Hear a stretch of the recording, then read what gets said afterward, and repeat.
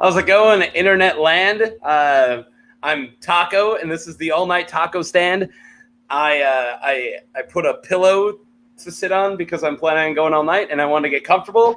And with me to start off the night, it's straight from the top of Mount Schmodown. We have Ben. How's it going, Ben? Good. Thanks for having me for this thing. When you said who wants to do it, I said, I'll come on for the first hour. Why not? So, yeah. Why not? I'm glad. I need a little food truck. Yeah, I like it. Great. What kind of food do you have in your food truck? Anything you want. Anything you want.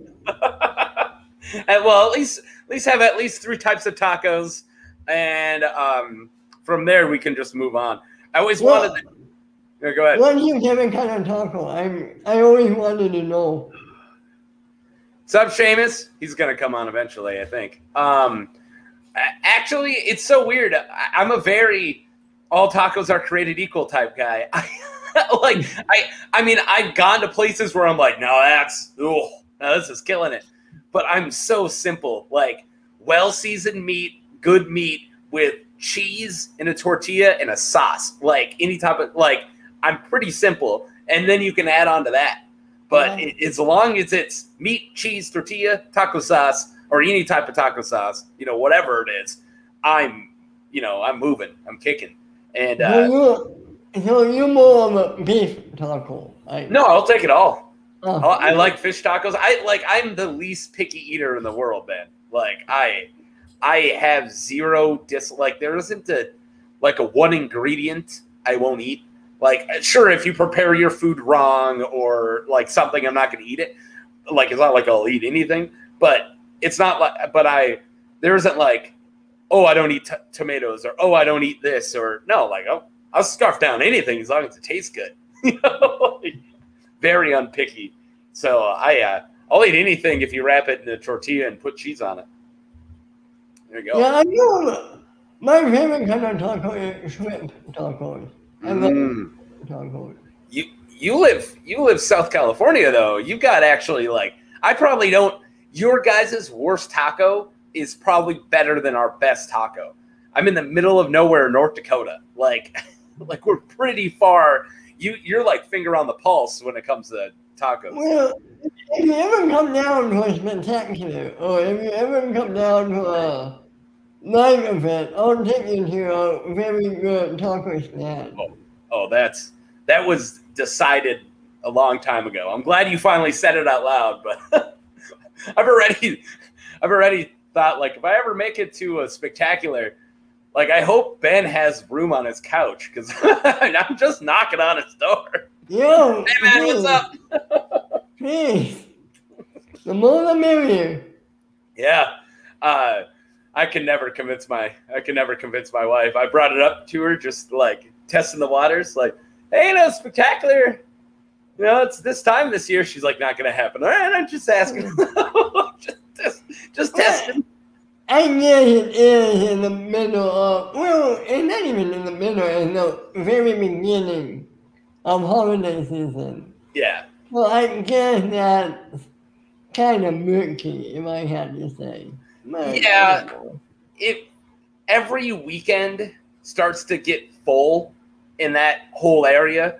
Like, like a weekend before or after Thanksgiving, it's probably a Thanksgiving, somewhere. We both have families. So like my sister will throw something that I have to go to and bring everybody. And then like her dad will have a Thanksgiving and a Christmas. And then her mom will have a Thanksgiving and Christmas. And then their whole extended family will. And then I will. Like, so every weekend from like mid of November all the way, something's going to happen if I'm not working that day. So. Well, I always say, when Halloween happens in the end of the year, that's what I say, because Halloween happens and then you have Thanksgiving, then you have Christmas, then you have New Year's. Yeah, and before you know it, it's Martin Luther King Jr. Day. It's like insane. Before you know it, the draft is going on for the Schmodown, and then I'm meeting a bunch of random Canadians, and I call the French dude enough bad names, and then I get invited on. I have no idea how that happened. Yeah, me neither, man. When did you start doing shows with Soda? How long ago was it? I know the exact date. The first show we did together was August 19th last year. Last year. Yeah. Okay. So about a year-ish ago. Right? So, yeah. Are we in September? Or are we in August right now? We're almost in October, man. Okay. October. What's my factory starts up? Dates are my rotation. I can tell you what shift is working in the factory right now, but not what date is. Hey, I get it, man. And it's this year is insane. I feel like there is no concept of date and time anymore. Are you here? Yes? Fine. Yeah. But no, and they invited me on. Did you hear how I got involved with these losers? No, I always was curious. How did you get involved with Not on purpose. I never watched any Schmoes of the North. I've been watching the Schmodown since almost its conception. Okay. I was watching Schmoes No Movie Show because I was watching AMC Movie Talk way back in the day. Awesome. So when it was like Campia and what was her name? Rosie. Amy Rose Eisenbach. Yep. And like Schnepp was just brought on because no one ever heard of what a Guardians of the Galaxy was, and then somebody hooked Schnepp up with them. I actually knew Schnepp before all this. I mean, if I ran into him, I'm sure if I sent him a message during the Schmodown times, he'd be like, "Who is this guy again?" But I worked a booth at a Comic-Con for somebody, and Schnepp was that guy's friend. I don't want to drop that. I don't want to drop the guy's name right now, but that Schnepp was that guy's friend. So there was about 3 days where he was, in and out of the booth and helping us and working with us, and he was working a different booth too. And, he was like John Schnepp. I had no idea who John Schnepp was. Like, it was just – and then I found out towards, like, the last day, he brought up working with Aqua Teen Hunger Force. And I was like, what'd you do with Aqua Teen? And Schnepp's like, I was the voice of the Wisdom Cube. And I'm like, what? I never knew that. Yeah, dude. Yeah, so anyways, that's my tangent. So I was watching AMC Movie Talk, and then they started bringing on Christian and Mark. And Christian, has always just been there for me. Like, Christian's never been like, oh, this guy. I love that he makes moves, and he's a really busy dude, and I find that fascinating about him because he's just constantly working. I think Ellis is the most naturally funny human being on the planet. Like, that guy can, even on Movie Talk, everyone else is telling their opinions, and he's gut-busting, killing it. Yeah. But random movies, and he's just so funny. And him working off of Schnepp. And it was about when, I have it around here somewhere, when Death of Superman Lives What Happened was coming out, he was doing guest spots on Schmoes of the North. Not Schmoes of the North. On Schmoes No Movie Show. Yeah. And I then started watching that.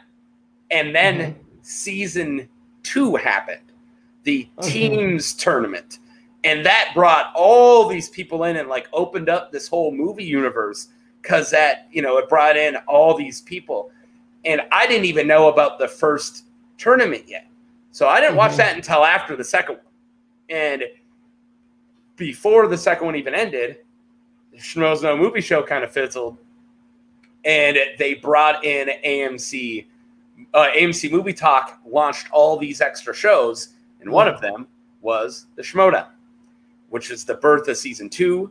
So I've been watching all the way since then. Or season 3, birth of season 3. Collider.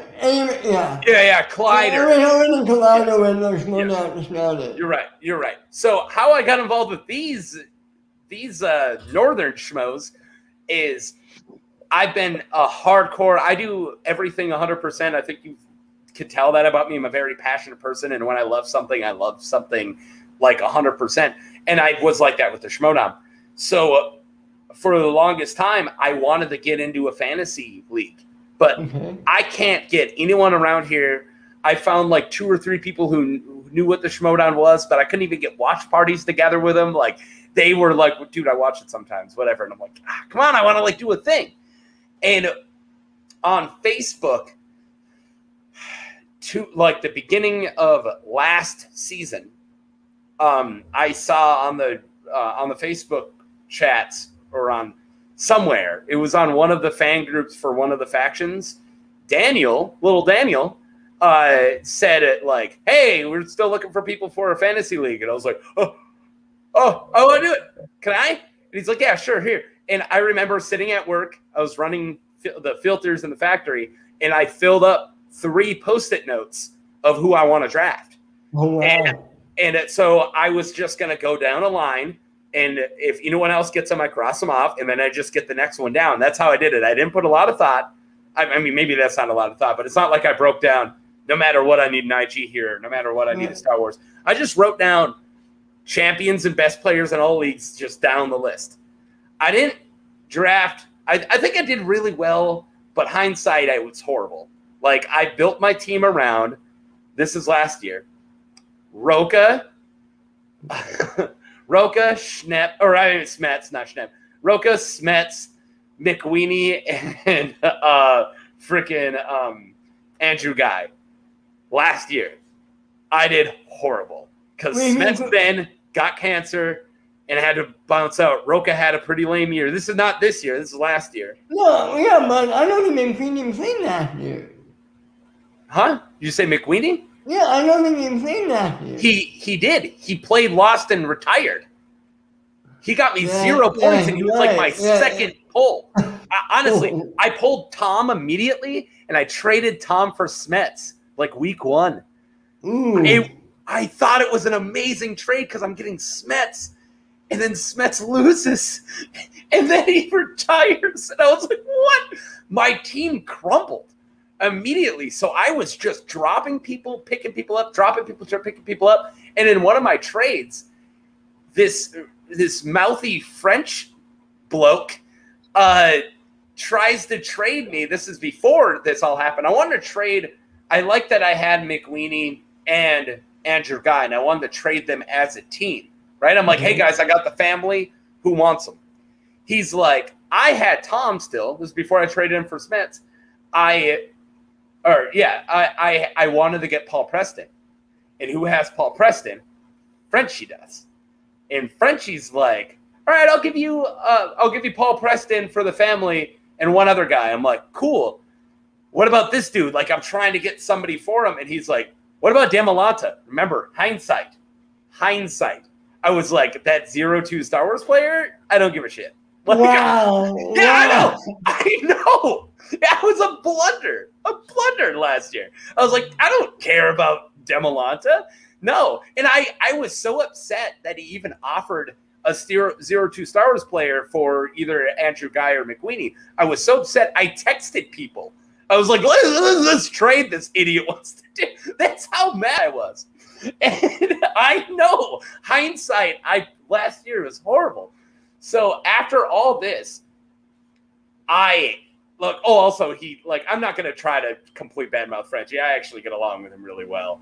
It's kind of my thing. But my first impression of the guy would say he was just smug jerk because he would say things like, well, I've interviewed a couple of them. And I'm like, so what? Are you getting information? If you're not, then who cares? Like, if you are getting information, I'm going to get you kicked out of the league. And if you're also not, then why is it helping you?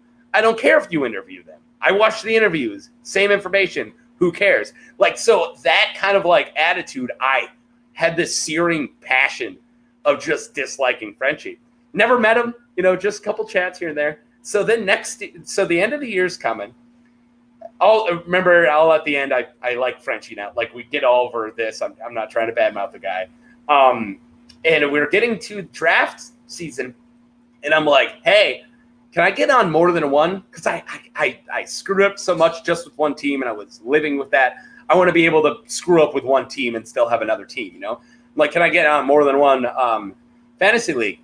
And Daniel's like, yeah, no problem. So he puts out all of his leagues. I'm in one. I'm like, Daniel, and then I'm looking, Frenchie's in 3. And I'm like, how come I can't be in 2? He's like, sorry, man, there's just no room. I'm like, that French dude's in 3. He goes, he's part of Schmoes of the North. He's like important and stuff. I'm like, no, he isn't. I don't care about him. Why is he in 3 and I'm only in 1? Like, I was so livid. So then somebody drops out of their like only streamers like league. I'm not a streamer, or wasn't then. Like, I've never done anything like this, you know, then. I mean, I've done stuff, but not for the Schmodown. Like, I had an old YouTube channel that I reviewed movies with somebody, and then, like, I tried a couple podcasts that just didn't really take off. So I'm not new to this, but I'm not part of the Schmodown community that way. And somebody bounces off that one. So Daniel's like, hey, you got a spot, but, you know, you might be at disadvantage because everyone does interviews. I was like, whatever, I don't care. And so I'm thinking, like, a league of Frenchies, whatever. Of course, Frenchie's in it. So I start talking to them on my phone. Like, they're like, hey, here's the Streamlabs. It's all like me. I say to them, I'm like, we're not going live, right? No, you're not going live. I'm like, okay. Takes me a while to even get. I've only used the computer I'm talking to you on up until this point to play Morrowind and to write. That's it. I've never even connected to the internet. I've never been connected to my Facebook on it, my email on it, nothing. I got my Steam going and Microsoft Word. That's all I was doing at that point. So it took me a while to even start streaming. And once we're all together and we're like, hey, ready to start the draft? Somebody goes, all right, going live in 3, 2. And I was like, what? Like, no clue. And so we now are broadcasting our entire draft. And I'm like, all right, I need an angle. I need a character. Like, I'm trying to think right away on my spot. I'm like, I hate Frenchie. There's your angle. Go. So every time he said something, I'm like, that's a pretty dumb decision you just made there, Frenchie. Like, I just started beating on him. And he was firing back. It was good. If he didn't fire back, I would stop. You know, it's got to be a camaraderie. And people are starting to laugh. Everyone's getting in. Next thing you know, I'm being called Taco because it was just my YouTube name. It's never been my nickname until Schmoes of the North. I've never gone by Taco before. I just love tacos. So it was always my like YouTube and my Google's my Google email name. So it just popped up like that. So then I'm getting like this nice camaraderie. And afterwards I was like, that was pretty cool. And whatever. I didn't think about it. Like 3 days later, Frenchie, of all people, is like, hey man, I'm about to do a live stream with this guy named Jayway. Do you want to be on? I'm like, okay. And then I jumped on and I did it. And then he starts pitching me the Schmoes of the North. I didn't even get along with this guy. I'd come on and do like one thing with Schmoes of the North and a couple other random things. And before you know it, they're like, hey, when do you want to be a permanent member? I was like, what? Like, it's awesome. I'm flattered because Frenchie saw something in me he liked when I was battering him, like giving him crap because I just have a lot of energy. Honestly, I don't know what they see in me. I still don't. But he liked the cut of my jib. And it's funny because I hated him for so long. So that was eventually brought up and we had to have a couple of heart-to-hearts when he's like, what's this I hear about you hating me? I'm like, all right, let's clear the air. But yeah, that's how I got on. Yeah. Thank you.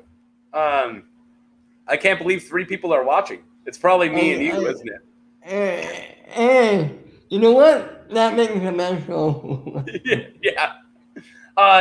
Seamus, are you still in the chat? What time do you think that you're feeling like coming on? If you are. I know he's got stuff going on. I think he's probably cooking right now. Well, I'm guessing Ireland? No. No, I actually I don't know. No, it's just the name is Seamus. I don't think he's not Irish. He don't cancel me. Yeah, no, I think it's Scottish. Isn't Seamus Seamus? Like he's Scottish? I don't know. I can't do a Scottish accent. I can do some, but I can't do Scottish. He's getting his gear working. All right, cool. Yeah. Sheamus. All right. We got something going on in 6 minutes, so let's make it to there. And I know Sheamus isn't gonna want to do any Schmodown talk because he's not a Schmodown watcher. I mean, that doesn't mean that we can't bring it up. I mean, we can talk about it, but let's not make that the main topic. So before he comes on, do you want to rock out a bracket, or do you want to just bullshit for 6 more minutes? Let's do a bracket. What the hell? Let's do one real quick. All right, let's do one. You want to do the one that isn't even a bracket? It's just a match? Let's see if I can find it. How about this one? Okay, what do we do here? Well, it's literally Parker beat Swift, Oyama lost to Irwin, and Parker beat Irwin, which was awesome. Chance, Haas, and then Haas beat that, got in, and then it was Saul and Hannah, and then Saul beat Moose Haas. So it's really just a championship if you want to talk about it. When does that go down? Do we know? I think they're filming it this weekend. Okay. If memory serves, they're filming 2 5-round Inner Geekdom matches at one Scum and Villainy, which sounds awesome. Like, aren't you from around there? Can't you go to Scum and Villainies? Like, I wish, man. I am, but I don't drive. And it's like a fucking hour away from me. So I'm like on the other middle of the country. I'm like, dude, I would ride my bike. Like, I don't care. Yeah. But I get it. It's different. We're in the Midwest. We're so like nothing ever comes out here. So like if anything remotely like that you enjoy is like a band that you remember 5 songs, you're like, oh, I should probably go to that just because it's going to be the only thing happening. And I know, Southern California is not that. It's constant entertainment. Yeah. Well, I have to ask, have you ever been to a live event? No. Never? I've never. Not a one. No, I wish. But turns out North Dakota never comes up on those polls that Christian. Turns out Fargo just doesn't make it. Well, I don't think Canada does either. It does now. And honestly, yeah. If I were to go to, like, I don't think they would ever do, I don't think they'd ever do a Minneapolis. I would go to a Minneapolis one. Like, I go to concerts in Minneapolis. But if they ever did one in Canada, I would go just that way I can see the Canadians and, like, see the Schmosa North guys because I've never met them in person. Or if I can ever convince my wife to do a spectacular. Like, that's the only 2 that I would want to do just because, one, I get to see all those guys, or if you're going to go to LA for the real one. Go to LA for the big one. I am trying to talk myself into going to in Texas because I do want to meet a lot of people. This year, 2021 has been crappy in other areas. But I am grateful. I got to meet all you guys, everyone. Yeah. It's great. Oh, yeah. I honestly, I was coming off of being able to run role-playing games and do a bunch of other stuff with my time. And heard Harloff said until it's high on the true list. Oh. All right. Is that like some Canadian place? Montreal. There we go. I think I could be wrong. We have Sheamus waiting in the wings. Can I get a thumbs up or look in the private chat when you're good to go? Sheamus, you good? All right. I was gonna say one thing really quick. What was I gonna say? Oh yeah. So when my daughter got born, private chat. Oh, no, that was Brian. Never mind. So when my daughter was born and I became like a dad and I had to do more responsible things, I stopped running role-playing games that I've been doing for like 10 years. I was either playing or running one, and I needed another creative outlet. And this came at such the perfect time to jump on with these guys and talk about, idiots playing movie trivia. It's really amazing. It's amazing what we could do with all the technology these days. All right. I hope Seamus is ready because I'm tossing him on right now. How you doing, buddy? Yes, good times. Good times. Good times. Hi, Ben. Nice to meet you. Nice to meet you too, man. How are you? Nice to meet you. Good times. This is my not Scottish friend Seamus. You actually perfect timing because I'm about to do something in 1 minute.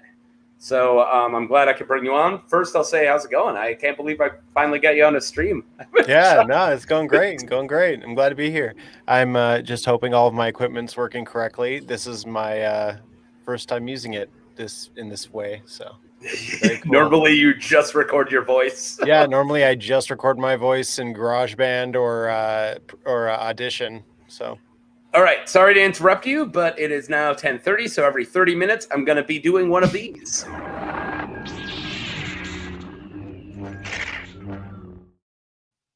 All right, we're going to look at a lightsaber. What are we feeling? Light side, dark side, Legends, canon? Let's go dark side. Dark side? Dark side canon. Dark side canon, I don't think I got one of those. There's only like 4 of those. I really don't have a dark side canon. I'll do dark side legends. Let's rock out. I got a really good one too. All right. I was just talking to Ben about it, so we might as well get it out first because I love it. Let's talk about Darth Melgus' lightsaber.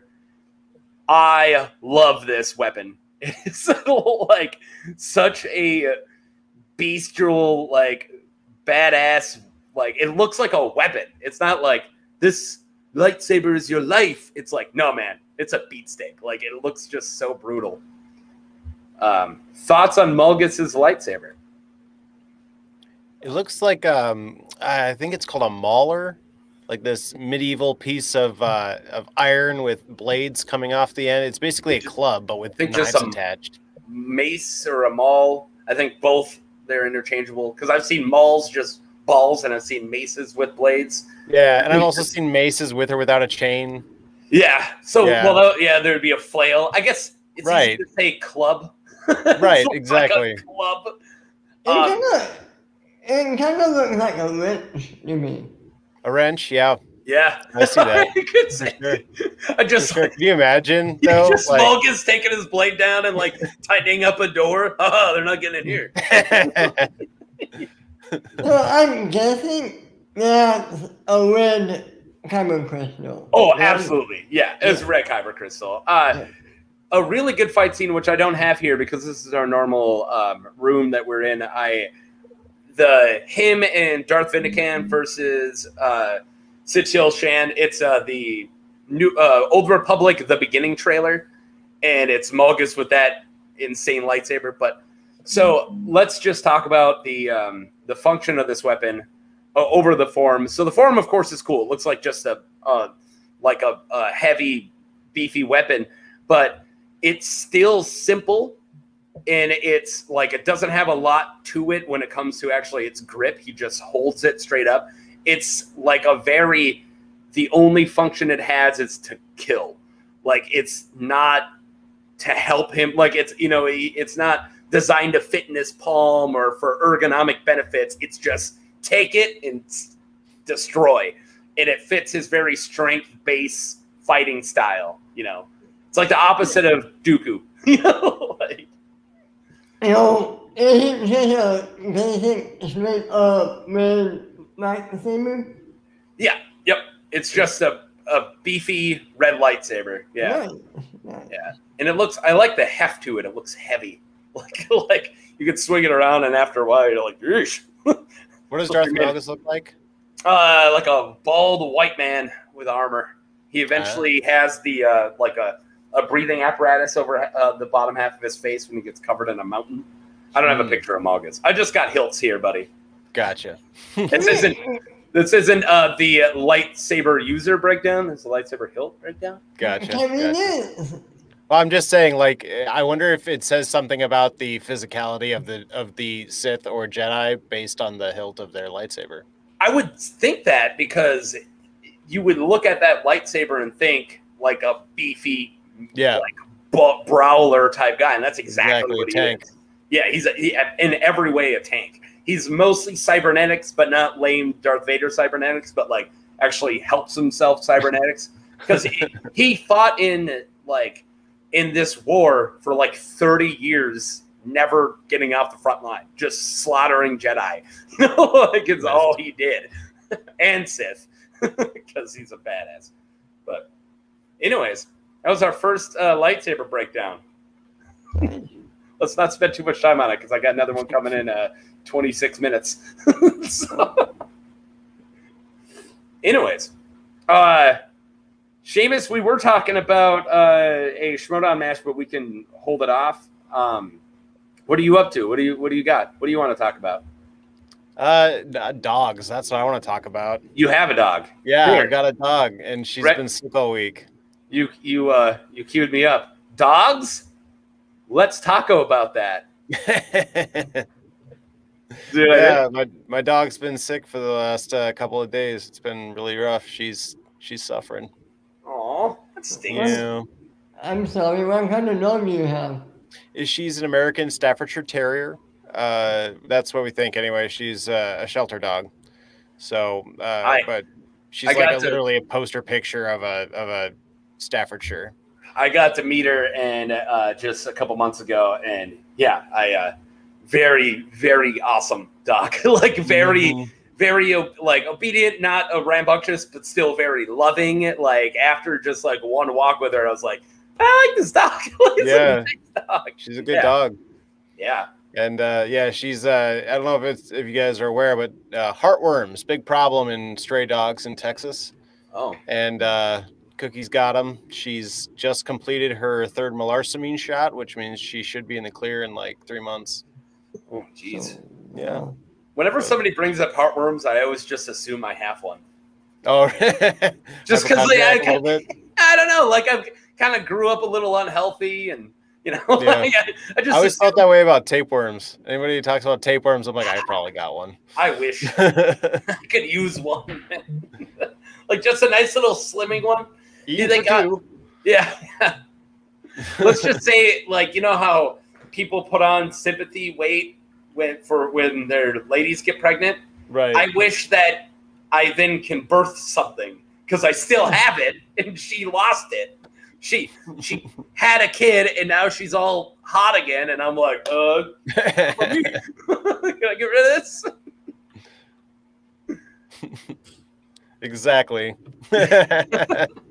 Dogs are the best, aren't they? Yeah. I mean, I never had, like, I had a couple growing up, like my family did, but I've never had my dog. I have my cat, who sucks, and then I have my wife's cat, who I like. My cat's a piece of garbage, which Seamus can definitely agree with. Capone lives up to his name. He's an absolute piece of crap. Yeah, he once beat a man to death with a baseball bat in front of me. I saw it. He's very much like his namesake. Yeah, to prove a point. Also, you hear about that massacre he did on Valentine's Day? Yeah. These are old school. It was a rave, actually. It wasn't actually a massacre. It was a rave. Valentine's Day rave? Yeah, it was a rave. It was an actual massacre. It was just that's just what they called it, but it was a rave. Because those beats were slaying? Yeah. Capone was DJing. Wow. Yeah, they have thumbs. All right. It was like $200 a head to get in. I was probably too high. I don't remember. Or he probably didn't invite me. It's true. It's true. Cat. All right, Ben. Sorry for us to bring it down this quick into cat DJing. Teddy is a sweetheart, our other cat. But yeah, I've as I was gonna say, I've never been I always liked dogs. Like there's always something infectious about just a good dog. Like, oh, you're a happy dog. Now I'm happy. But this is Seamus, you'd say that this is your first your dog, right? Yeah. And what made you guys make that decision? Because you weren't ready for kids? No, we both really like dogs. She never had a dog, not even like a family dog. And I always loved dogs, always wanted a dog of my own. And we just decided that we would start by fostering. We've already fostered one dog before just for the weekend. Just to like Teddy's just getting to love in the cat. just to keep them socialized. The Fort Worth Animal Shelter out here does like weekend rent, like basically like a weekend rental where you can take a dog out to keep them socialized, give them like a cool weekend, send them back to the shelter. Oh, Like it sounds kind of messed up, but the dogs like otherwise they'd just be spending the weekend in the shelter. So it's like better that they get a weekend out where they can hang out with people for a bit than spend the weekend in the shelter. But anyway, so this Cookie was the second one that we'd taken out for the weekend. And after the weekend that we had with her, we were just like, we gotta adopt this dog. There's no way we could send this dog back to the shelter. She's way too good. We gotta adopt her. Also, with a name like Cookie, I'd be worried about the amount of calories that she had compared to a more healthy dog. Yeah, right. We did pass over a dog named Broccoli. Oh, okay, that makes sense. Yeah. You didn't even want to give good old Kale a whirl, did you? No. How about him a dog named Carrot? Carrot? Dog named Carrot? I am such a big name your pets after historical figures because I have Capone and Teddy Roosevelt are our two cats. I've always wanted, ready for it? I got a president for a dog. I've always wanted Martin Van Buren as a dog. Nice. Just Van Buren. I think Van Buren's an awesome name. That's kind of a cool name for a dog. I like it. How about Abraham or Lincoln? I don't know. He's probably too honest. No, I don't want an honest dog. I don't want an honest Abe dog. Plus, doesn't he hunt vampires? I'm friends with like 3 vampires. Oh, yeah, that's true. If you know by the incredibly accurate historical documentary, Abraham Lincoln, vampire hunter. Wasn't it? Yeah. I think it was Jesus Christ Zombie Slayer or something like that. Yes. Well, you know, Elvis Presley never died. He grew old, and in an old age home, him and John F. Kennedy battled a mummy. Right? You guys know I'm well aware of Elvis Presley fighting Bubba Hotep. I'm well aware. I've watched the historical documents, sir. And also, that movie is so insanely underrated. Yeah, Bruce Campbell turned me on to that one. It was great. It is Bruce Campbell. Oh, no shit. Wow. You didn't tell me he was in it. Dang. Shoot. Bruce Campbell watch it. promoting his own movies? What? Yeah, I guess. In this alternate reality, yeah. To bring it back to the Schmodown, Billy, an episode or a Schmodown match you should watch is the Bruce Campbell. Oh my God, that is so funny. Evil Dead. They brought in the Evil Dead TV show, the Ash vs. Evil Dead, a couple of them, and then it's the other 2 leads that aren't Bruce. I don't know the actors' names or the characters. I watched the first couple of seasons, and then they paired each of them with Schmodown competitors. One was John Schnepp and the other was Mark and Draco. And then they played a teams match against each other. So each side had a Schmodown competitor and each side had an actor. But Bruce Campbell was at the desk. He is amazing. It's one of the best because he just doesn't give 2 fucks. And he's giving away answers and he's giving hints. He's like, I'll give you a clue. And you see like Christian and Mark like, what? We don't do that here. It's so good. And then he starts reading off the multiple choice and then reads the answer. He's like, A, this, B, this, C, this, D, this, A. Is it A? Yeah, how'd you know? Bruce Campbell was awesome, wasn't he? Who? Bruce Campbell. Yeah, he's awesome. Yeah. He's my favorite. It's that jawline, just don't lie. That guy, ooh, handsome bastard. Oh, Love Bruce Campbell. Well, I'm also just a big Sam Raimi and Evil Dead fan, and anytime Bruce Campbell pops up on something. Which one is your favorite of those movies? Without a doubt, Army of Darkness. Like, without a doubt. I think it's just diving into the ridiculousness and the campiness. And I love what the original... I got the original Evil Dead right next to me, I think. Yeah, like literally right here. I got the original Evil Dead. But that's the only one in the franchise I've seen. Well, for what this did to horror, like, holy crap, like it's one of those. Definitely. Yeah, and then just the insane low budget special like makeup effects and special effects, and how they got that camera going through the woods shot, like it's so like insane. Like, it should be taught in every single film school, especially when it comes to cinematography. But it's literally an hour and a half of just hell. It's kind of hard to watch twice because it's never fun. It's never charming. It's just like, it never takes. It never lifts up. I just love a good puppet. Oh yeah. Yeah, I love a good puppet. And the second one's a little more fun, but like Army of Darkness, they're like, fuck it, let's get weird, and that's what I like. Did you ever see the remake? No, I hadn't seen the remake. I like one of the actors in it though, Lou Taylor Pucci. That guy's awesome.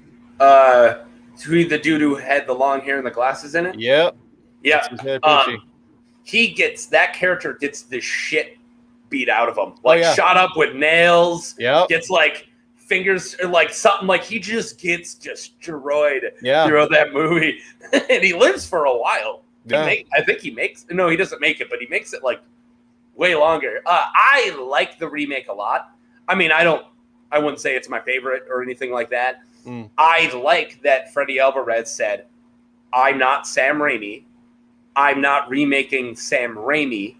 I'm going to take the concept of people in the woods and deadites and that, and I'm going to do it my way. And that was exactly the way you should go. Don't try to be Sam Raimi. Don't try to recast a Ash character. There isn't an Ash character. Right. There isn't. And there shouldn't be. Right. And then make a bloody, violent, fucked up demon movie, and that's what they did. I love it. But correct me if I'm wrong. In the credits, did Ash show up?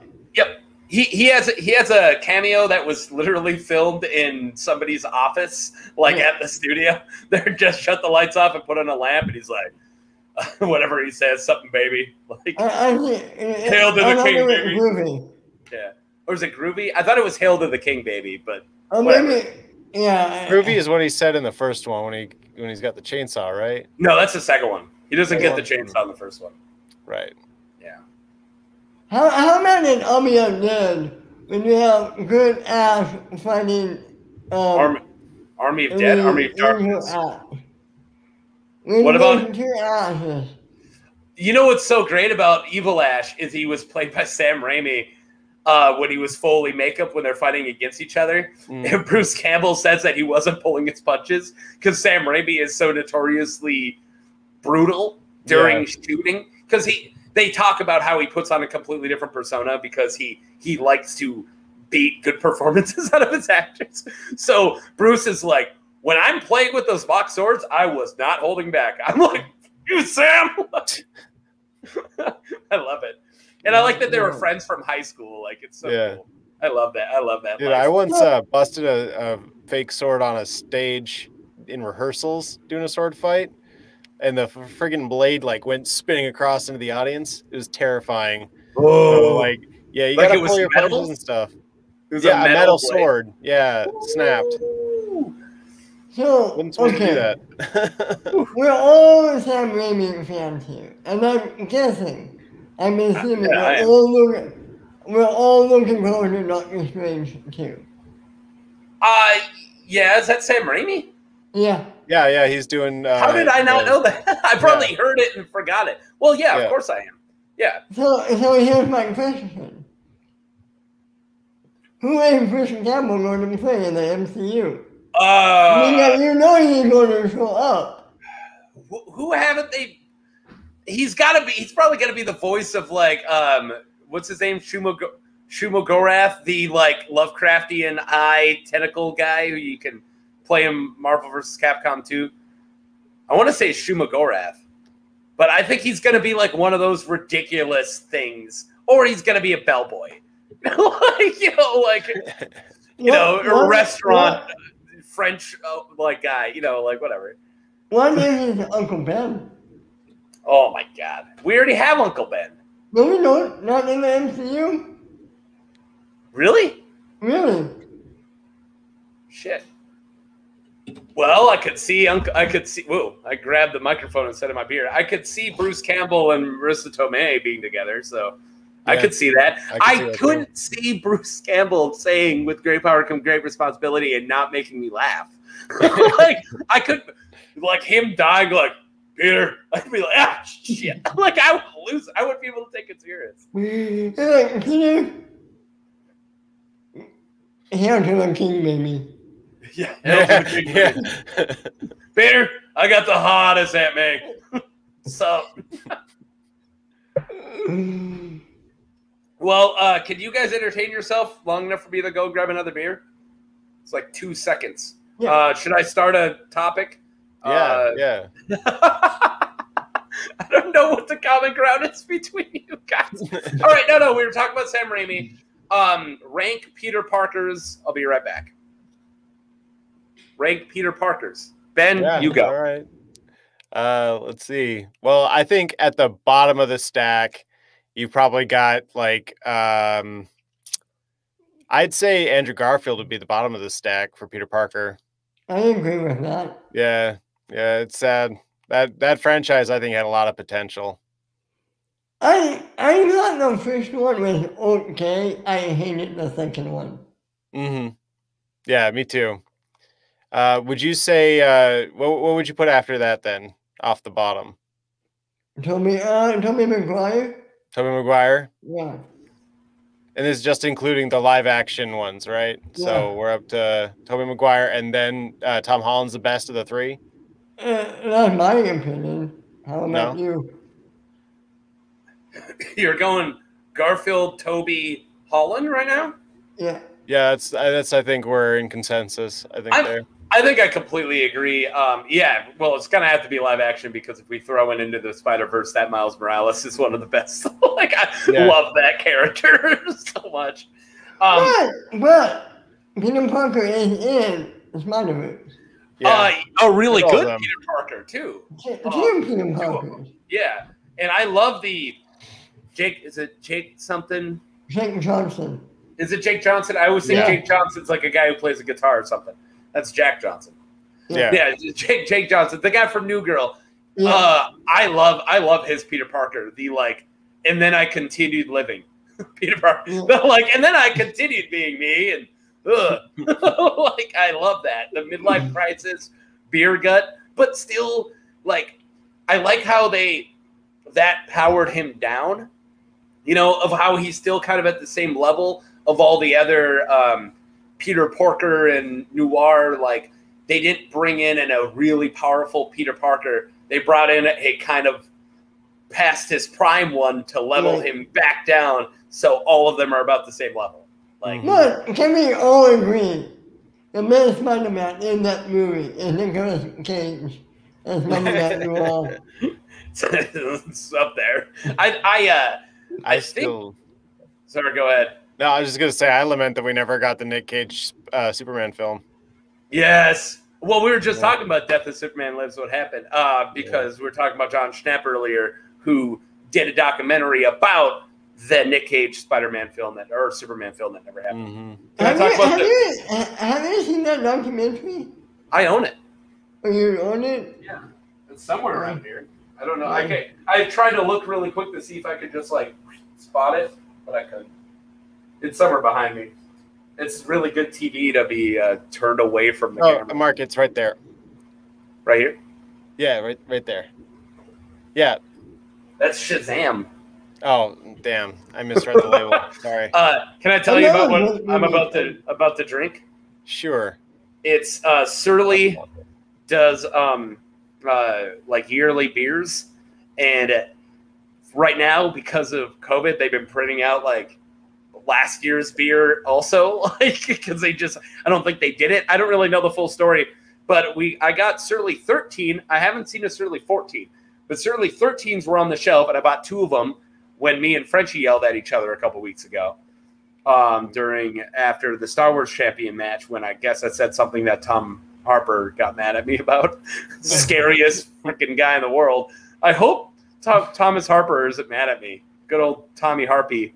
I like him. All right, don't be mad at me. You terrify me. But anyways, I drank 2 Surly 13s then. It's a Surly 15, and it's 2% less. It's only 10.5%. Nice. Yeah, dude, they're skimping. Yeah, skimping. The 13 that's sitting over there that I'll be drinking later is 12.5. But it is a what's it called? Let's look at the box. It came in a box. It's a blended barrel aged Grand CRU, Grand Cru. I don't even know what that means. Do you think they ship that box in a box? Yeah, probably. You know, there's probably a bunch of cans inside of a bunch of boxes inside one big box that's all put into a pallet with a bunch of other boxes. Yeah, and they're probably in a warehouse full of pallets identical to that one. Yeah, and then one made it here. Cheers. Woo-hoo-hoo. Worth it. Oh, my God. That's a good beer. All right, sorry, guys. Ben, you're not a big beer guy? I like a good Corona. Okay. I like Dom. I'm like Dom from the Fast and Furious franchise. One of the many reasons why you remind me of Dom from the Fast and Furious. Also, you hail from Southern California.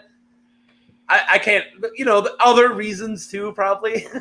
I like giving myself more of a Brian than a Dom. Yeah. I'm whoever Tyrese is. That's totally mine. I'm the lovable idiot who always fucks up and doesn't bring anything to the team, but they keep bringing him along. Actually, I want to say I'm like Hobbs. The Asian guy? No, Hobbs. The Rock. Oh, you're the Rock? Oh, yeah, man, there you go. See, I see that way more. All right, if anything, soda is our Hobbs. I want to talk about why why our consensus was that Tom Holland was the best live action Spider-Man so far. The best movies? Yeah, we didn't touch it. We didn't touch on why. We have 4 minutes. Let's do it. Actually, it's weird because just Tom Holland's really lovable. I don't actually like any Peter Parker on screen that I really enjoy, just because I'm not a big fan of teenage or early college Peter Parker, because it's just in the time of the comics that I read, that's never my Parker. My Parker's always like the teacher Parker, the college professor Parker, the older Parker who has younger people. Like I used to be the young guy, now I'm old guy. And I kind of identify to that Parker more. But if you're going to do teenage Parker, I mean, they're really good movies, really well thought together characters, or really well put together characters. And Tom Holland's really good at what he does. Well, my opinion, and I know I'm going to hate, well, maybe not that much hate. My favorite live action Spider-Man movie is Homecoming. No, I've seen Homecoming. I haven't seen Far From Home. Okay. Well, I like Far From Home. It's just a little too big for me. And to tell you the truth, that makes me a little bit nervous about No Way Home. Yeah. Yeah, that is going to be huge. But I feel like Homecoming best represents that every neighborhood Spider-Man on ground level, and I love the villain in Homecoming. But Michael Keaton as the Vulture. Yeah. And also, I don't feel... I like the Vulture, but I don't feel like any of the Holland... I guess I've only watched one. But out of how amazing the Rogues Gallery of Spider-Man is, like, it's the Batman Rogues Gallery of Marvel. Like, he has probably the best villains out of any single Marvel character. I haven't seen that yet in the MCU of, like, the way that Tobey Maguire's bad guys are the absolute best of any Spider-Man. Like they're so vicious and they're so good. And I kind of really want to see Parker, Tom Holland's Parker, go in. We're literally going to see that, but I really can't wait to see him go against really awesome villain. Look at literally that Doc Ock. If that's what the trailer's given us. Do you think we're going to get that Green Goblin? Are we going to see William Dafoe? I think we're gonna get those. I think we're gonna get all of the Spider-Man worlds all at once. I think it's gonna open up some portal, and we're gonna have we're gonna have the nostalgia grab we want. Yeah, yeah, that's what we want. Member berries. Yeah. Remember that? Oh my god! Yeah. Oh, I remember. Actually, guys, that's gonna be me for tonight. Oh, all right. You don't want to do one more lightsaber? We're about to do. Yeah. We're about to do one more. Can we skip to it? Yeah, no, I'm literally going to do it right now. It's 11 o'clock. All right, dope. All right, let's get it done. And I have another person who's about to come on anyway, so it's perfect. And also, let's do the goofiest one of the goofy ones. Do you want a double-bladed or single? I'll do both. Turn the light off, please. Let's do the Bong Sabers. Oh, yeah. So on the zeros, I'm going to do lightsaber knockoffs. So we have Jay's Bong, double Bong Saber, and of course we got the Silent Bob's single Bong Saber. But since for the sake of time, which one do you want to talk about? Then we can kick it off. Let's talk about the double Bong Saber. All right, cool. This is an amazing moment. He cuts off Mark Hamill's hand. Yeah, it's so good. But is this before or after he takes a hit from it, though? I think I got to rewatch that fight scene. Yeah. But also, so as somebody who I don't know if you're going to indulge that you partake, but as somebody who partakes, how great is the idea of the Kyber crystal is currently boiling and smoking up your weed, that all you got to do is just shut off that beam and go, all right, back to it. Dude, it's convenient. It's real convenient. And metal. Yes. Yeah. We do have another guest. We're just gonna toss her in. Do you want to say bye now, Yeah. Seamus? Yeah, All right. absolutely. Well, we'll say bye to Seamus. Thanks for coming on. I'm glad I got you on for a little bit. It was Absolutely. awesome. Have a good to meet one. you, Ben. Nice to meet you. Sleep well. See you later. And all right, let's bring. She was on the Star Wars show, not my show, the Star Wars show last week, and straight from New Zealand, the other side of the world, we have the Kiwi. How's it going? Hi. How's it going? Ben, you weren't on our show last week, were you? Well, I read. Yeah, no, were. he was I don't remember anything. he was my fellow contestant. Yeah. Yes. Yeah. Yeah. My bad. So I'm glad that you guys. Good. We don't have to do any ice breaking. Sleep deprivation, huh? Not even close yet. It's I only know. 11. That's what the bad thing is about that. I'm just an idiot. It's nothing to do with my sleep. I'm just not a smart guy to begin with. We can't all be smart. And nobody's smart. All right. Well, let's continue talking about our Bong Sabers, please. So, Did you say Bong Saber? Bong Saber. As a B-O-N-G, Bong? Yes. Okay, yes. cool. Okay. All right. So from Jay and Silent Bob Strikes Back, the lightsaber knockoff we're watching. Oh, I didn't even play the video. All right. Sorry.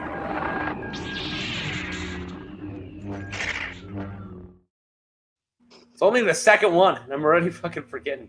All right. So the one we're looking at, so we're doing a knockoff on the zeros. We're doing actual lightsabers on the 30. So we're looking at Jay's double Bong Saber.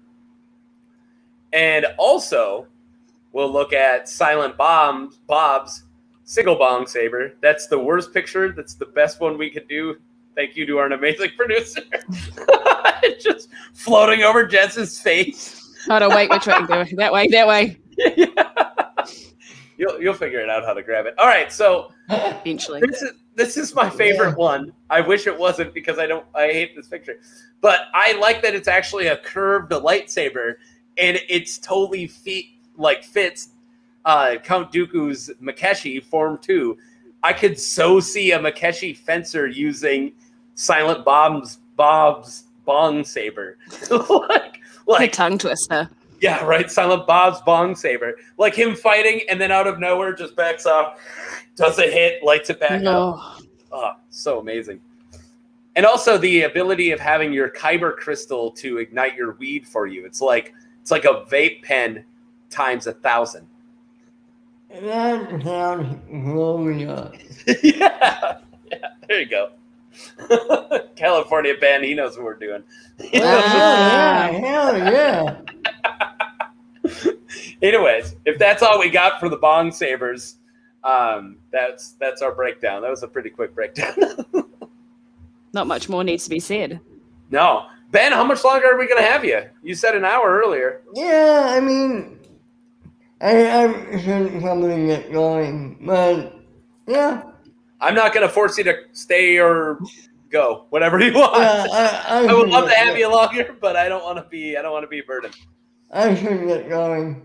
Thanks All right. for having me, and Thanks for coming on. I will be in the chat. All right, Okay. Awesome. Cool, Yeah. because everyone in the chat's joining the show, which means that we lose them in the chat. Yeah. All right. Anyways, thanks for coming on, Ben. And good luck. Yeah. See you later. Bye. Bye. All right, how's it going? Do I just go with Jess or Kiwi? Am I not allowed to say your name? How are No, you can say my name. All right, some people. I don't think people could find me based on Jess. If they do, they kind of deserve it. How many Jesses are in New Zealand? Isn't there only like 5 people in New Zealand? Yeah, but we all know each other, so we'll just bounce them around the 5 Jesses. It'll be fine. Isn't there? All right. No, this isn't me. Here we go. Here we go. This isn't me going political in any way. It's just the only thing I know about New Zealand.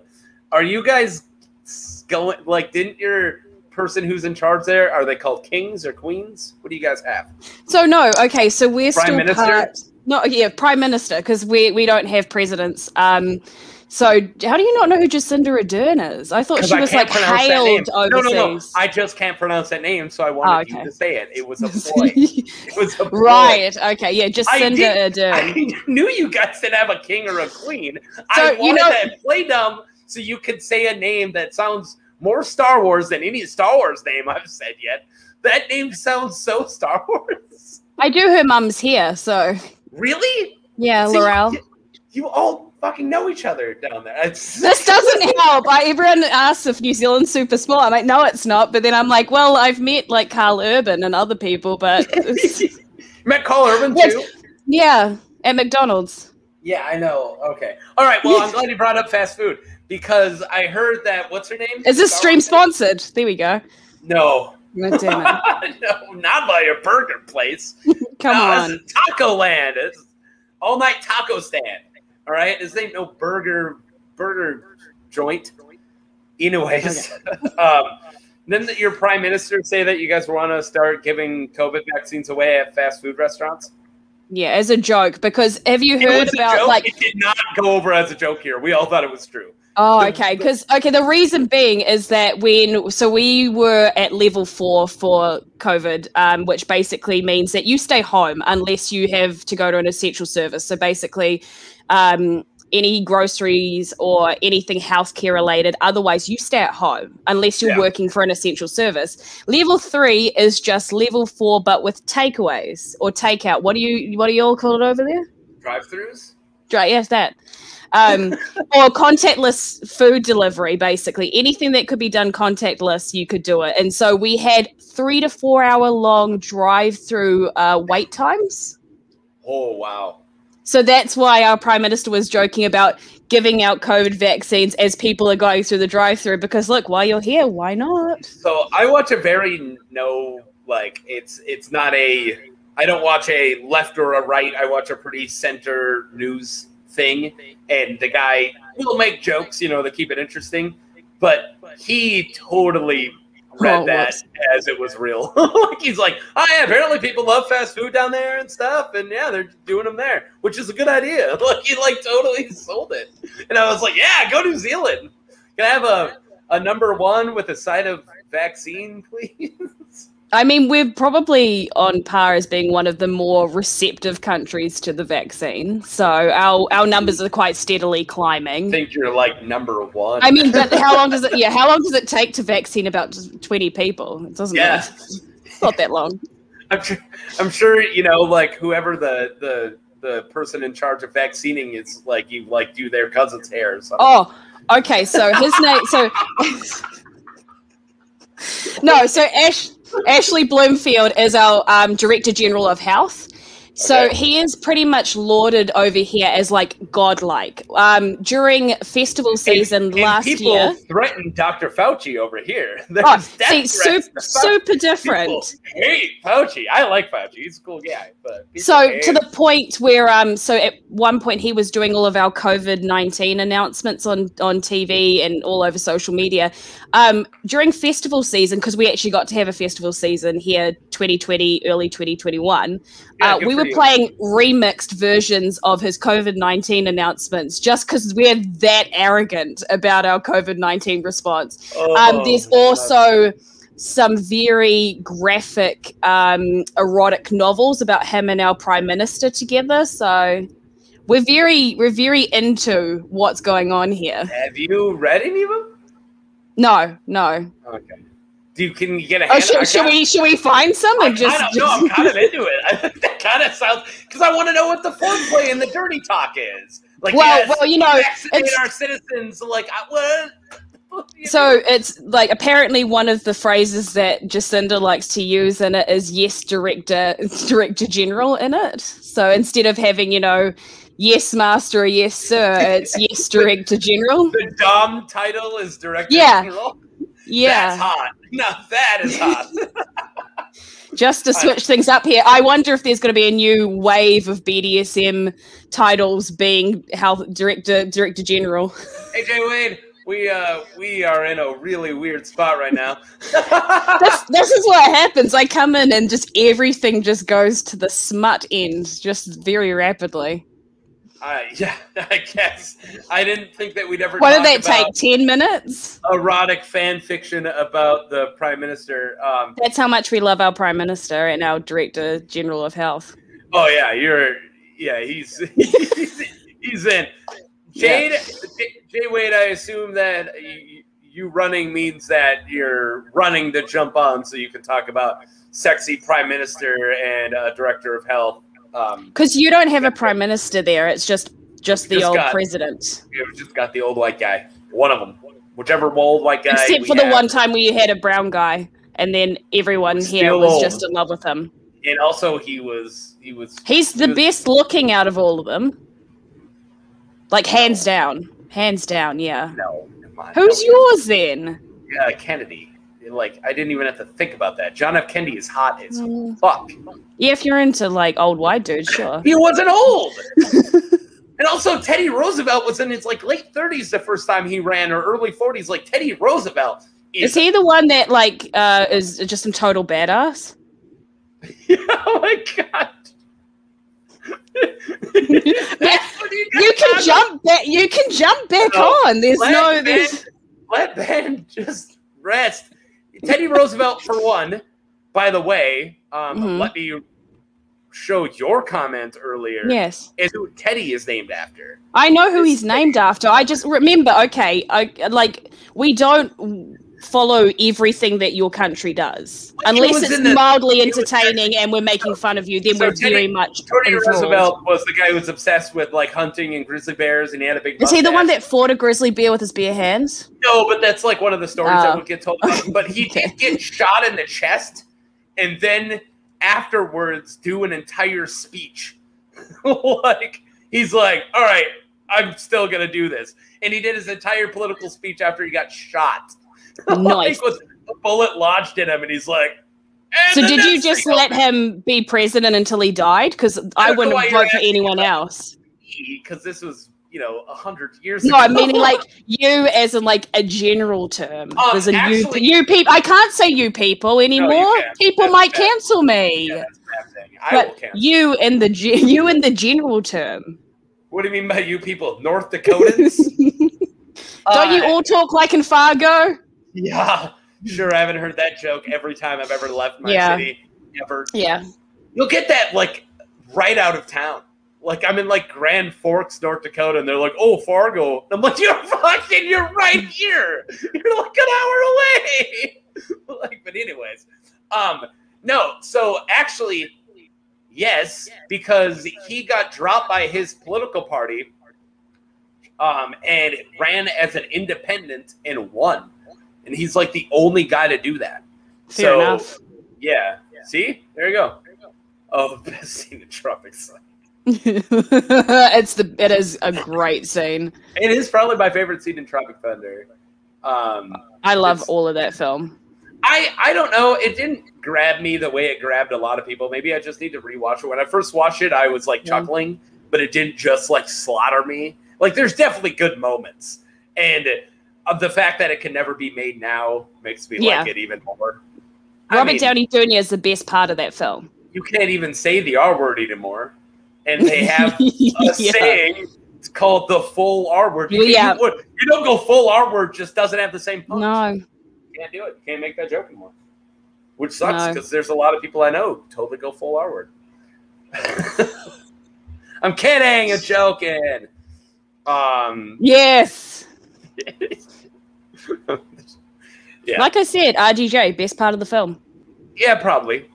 Also, I do agree with Ben's comment earlier about Homecoming being the best Spider-Man film. I'm sorry, but I fully agree. Yeah. Ben makes a lot of really good comments. I think the best Spider-Man film that's live action, sure. But yes, Into the Spider-Verse is the best Spider-Man film. Can't compete. Anyone who tells you otherwise is a liar or hasn't seen it. Yeah, they're just idiots. They're biased against animation, I guess. I don't know. Yeah, that's true. But also that animation is so insanely good. Oh, it's so beautiful. It's so good. But I'm a huge Spider-Man 2 guy. And Spider-Man. And Deadpool.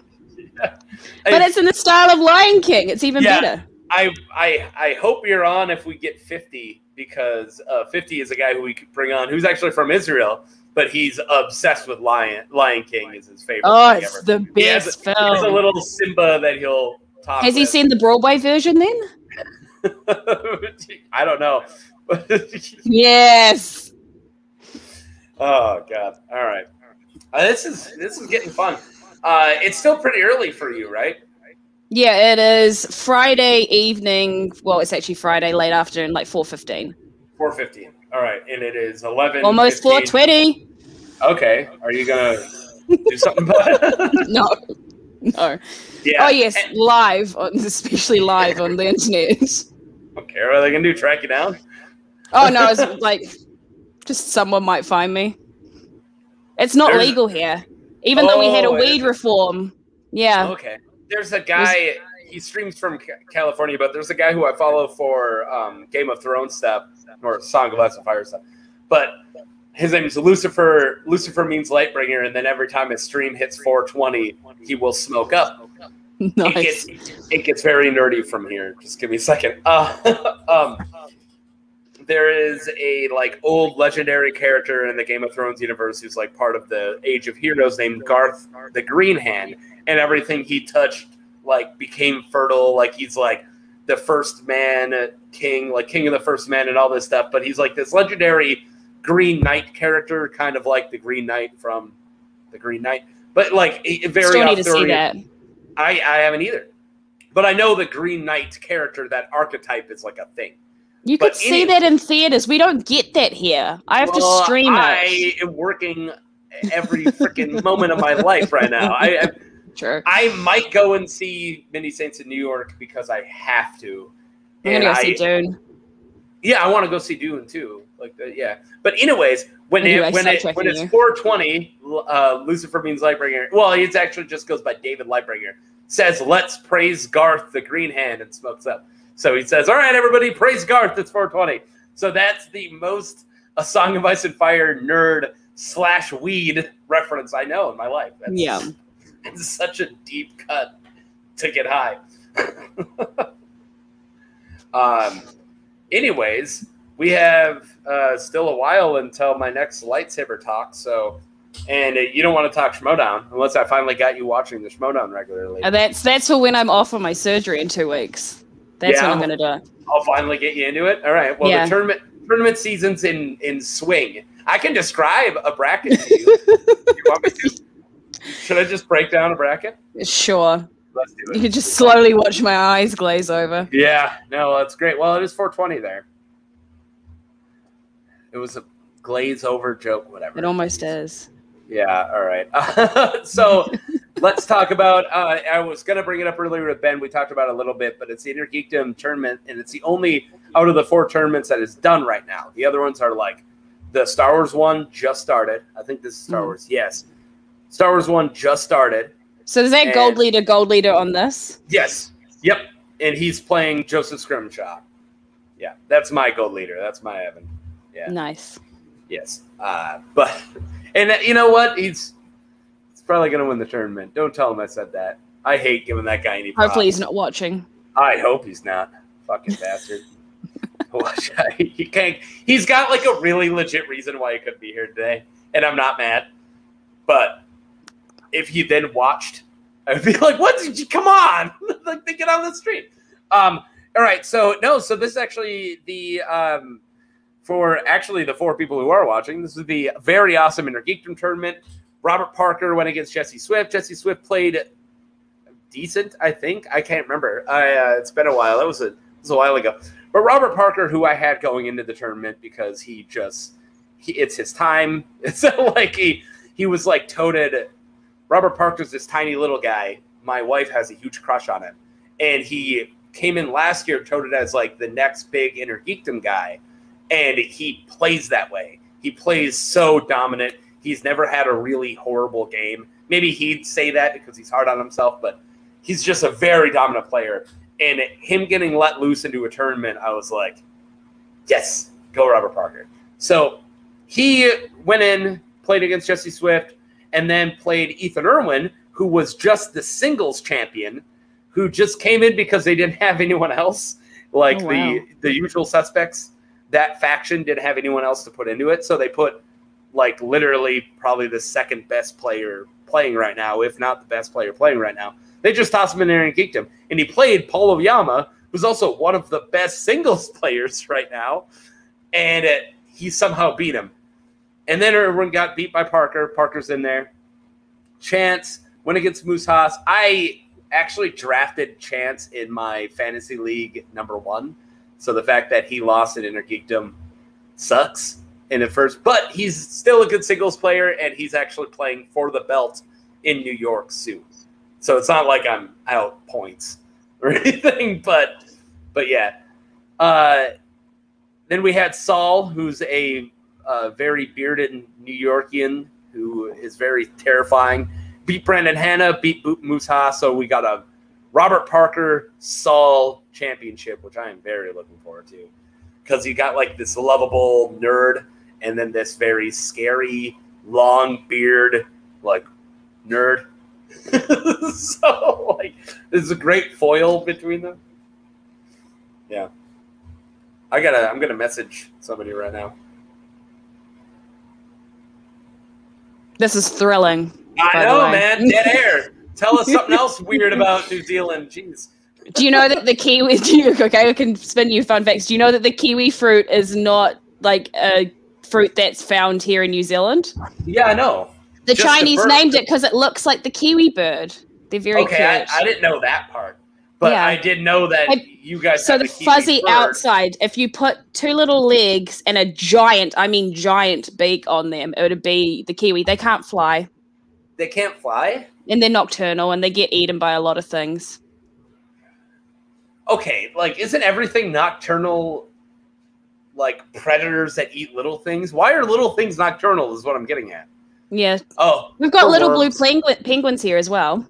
I do know that penguins, like, they're famous for being, like, Antarctic and Arctic, but I know that a lot of penguins are tropical and on tropical islands, and no one gives those guys love. Holy crap. I just saw somebody jump in. Either tell me in the private chat or just give me a thumbs up whenever you're ready. All right, here we go. He gets mad about challenges on the Schmodown. He likes to talk Schmodown on his own show. Let's bring in Jay Wade. I can't wait for Jay Wade to meet Jess. How's it going? Hello. Hello. I'm great. How are you, Jess? I'm pretty good. Can't complain. Right. It's Friday. How are you, Jay? I'm pretty good.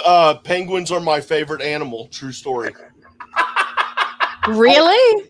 Yeah, since I was a teenager, I always had this dream of someday owning this huge iced habitat and owning my own penguins. And then I wanted a big, giant penguin suit, and I wanted to slide on the ice with them. All right. Move to Antarctica. It's perfect. For the 2 people in the chat, I hope none of them are you guys. What is your favorite animal? I'm going to have to go platypus. Mine's elephant, if you could see that. Yeah. I think my number 2 would have to be narwhals, too. Pretty awesome. Nice. Yeah. I have to say that I love the drop bears. What's a Yes! So, Look it up. You should look up a photo of them. There. Drop bear. yeah, Drop bear. What is that? You gotta. It's a thing. It's a thing. Look it up. Just do us a favor and look it up. All right, here. It's not a sexual thing. I promise you that. If you're yeah, worried. I swear, if this is like, It's not a. It's I'm not. gonna be No, but upset. yo, I did hear BDSM, so I got my nipple. Yeah. And I have a 200-gram weight that attaches to them because you gotta add some tension. And I got my my Wow, bag, really prepared. my bag of clothespins because Jesus. for the inner thighs. I also got the old whatever. This is also good for the inner thighs for some smacking. This is amazing. And then I also have my trusty blindfold here. And then of course, Just keeps going. I'm fucking dying. well, I mean, if you're me, you never know what's going to happen. So you got to have that. I mean, you're right, Tucker. Jesus Christ. And I'm looking at pictures of drop bears, and you guys Right. dropping that. That's Everyone in the chat needs, look at them. They look terrifying. Crazy. So That's Australia for you. They're koalas with fangs. Do you know that at one point all of them had chlamydia? All of the koalas in Australia had chlamydia. Do you know that as the official little brother of Australia, we really went to town about that? You guys just made fun of them? Okay, so this is how it works. So the relationship between New Zealand and Australia. How I thought the show would go. I'm loving it. Is we don't like them, but if you're mean to them, we then defend them. So we don't want to be associated with them, but you can't be mean to them. Only we can be mean to them. That's how you guys are with Australia? Yeah. Tell an Australian that you think Russell Crowe's a Kiwi. Watch them go absolutely mental. Okay. Since you bring that up, something that kind of Here we go. something that kind of bothers me is when people are like, they think that Mel Gibson is Australian and that he like dropped his accent to do American movies and shit. And it's like, no, like he picked up the accent to fit in more and shit, and got his start over in Australia. He could only get roles in freaking really low budget Australian movies for a while. They make a lot of films in Aussie. I'm just gonna say that. Well, yeah, and especially at that time, they were making a lot more because what's his freaking name? Is it George Miller? Is that the guy who did it? No, who's the freaking Mad Max dude? Yeah, it is, isn't it? Yeah, George Miller. Yeah, he was. I got it literally right behind you. Yeah, because of the match today, it was brought up. But yeah, George Miller was making a bunch, and Mad Max just happened to be the one that took off. But yeah. Anyways, I'm glad you're on, Jay. How are you doing, man?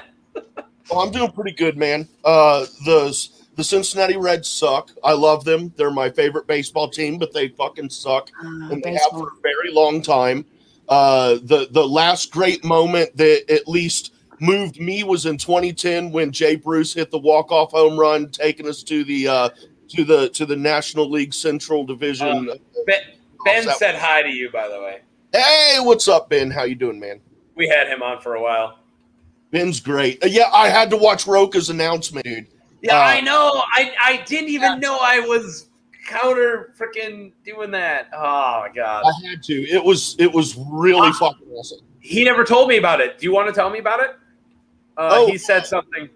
He announced his retirement, and but he said, okay, he announced his retirement. Sorry, Jess, we're gonna do Schmodown talk. I have to. I'm sorry. Are you familiar with Schmodown, Jess? She's familiar. I am aware of it.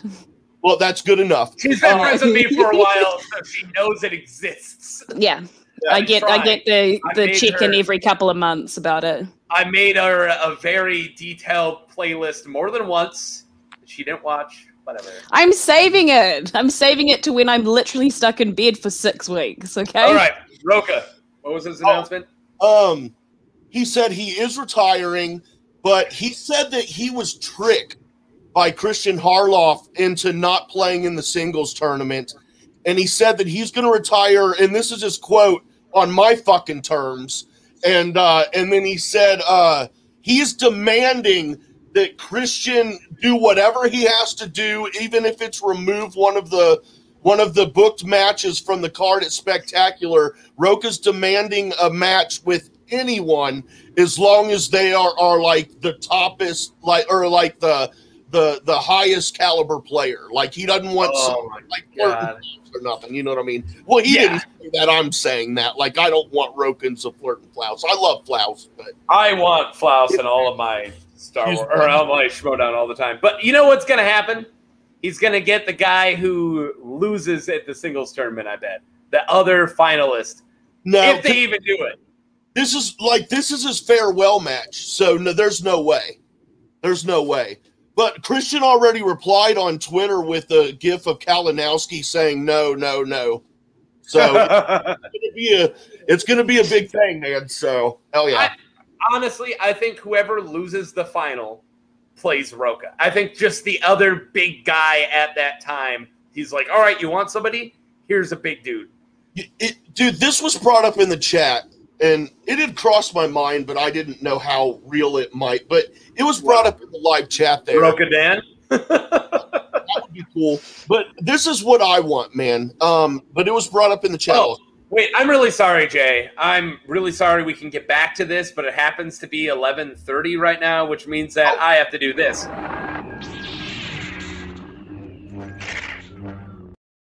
We have to at least spend 1 second on a lightsaber hilt. So I'm not doing that. Thanks, Jay. Jay, what do you want? A dark side or a light side? Dark side, baby. Yes. All right. I'm gonna go. So this is on the 30s. I actually do a real from Star Wars lightsaber, and this is from Legends. It is a dark side. It's actually a Tyrannosaurus man named Dasan. He looks like a Tyrannosaurus. Luke Skywalker in Legends, not canon. Luke Skywalker's failed apprentice. Look at this badass lightsaber. Nice. It's a literal club. Look, he's got a spiked ball. It looks like Bowser's lightsaber. Yeah, I love it. See, the move I envision when I first see that is like you've got it in your hand and you strike at someone in front of you and you deflect their lightsaber, and then you got a guy coming behind you and you just swing your arm back and fucking drill them in the stomach or whatever, dude, and just fucking now I'm getting excited, damn it, dude. I also think of Darth Maul when he will take his lightsaber and work yours up and then push it out of the way to check you in the face, but him doing that one-handed where he's got you in a block and he's like, bye, and then he goes, wham, with that maul. Just knocks you with that spike ball. There you go. Yeah, so one more look. Dasan's lightsaber. It was in Jedi Outcast, I believe. Yeah, really awesome. He fought Kyle Katarn. I want to use Dasan in a versus match. You know, as soon as people start watching our versus videos. I'll start doing it. Okay, you were saying about Roka. We can go back.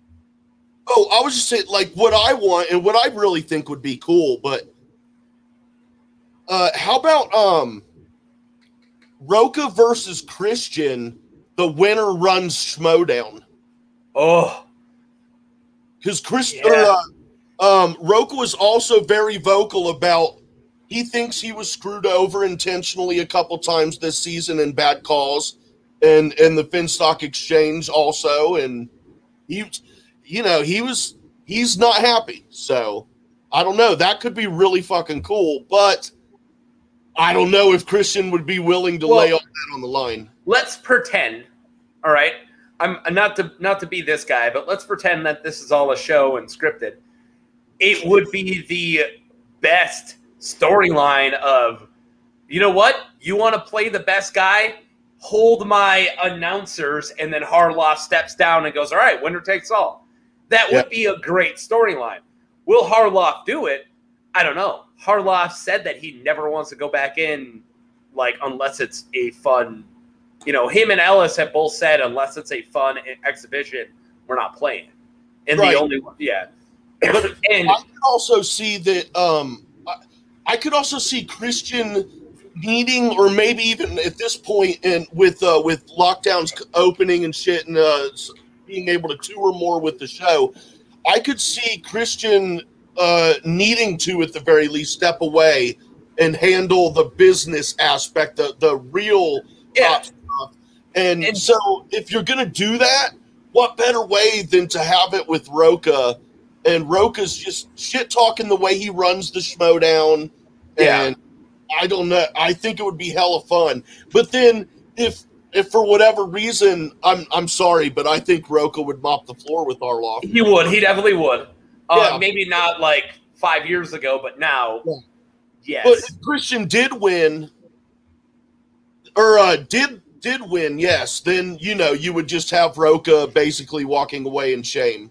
Well, this is not even the first or third time that he would lose it to a crazy person. Crazy people taking over the Schmodown is like his favorite storyline. Like, it happened with freaking Kalinowski during the whole corruption era. It happened with Burnett. Burnett during the bomb era. And a lot of times, like, I do think that this is that logical, if we're going to keep doing that kind of a story of, no, because that's very wrestling, right? Like, I'm going to play you to take over this wrestling thing, and now it's the inmates running the asylum. It's a very wrestling thing. I'm glad Soda added himself. Hey.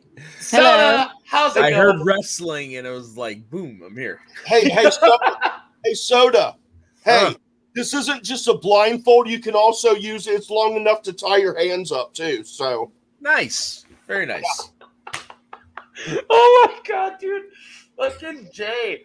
I didn't even know he was going to pop on. He comes in chat. I thought he was going to be busy. He's like, oh, maybe we'll see. And then he's like, do I got toys to show you? Nice. Very nice. We're an hour and a half in, Soda. How are you doing? I'm doing okay. I'm doing all right.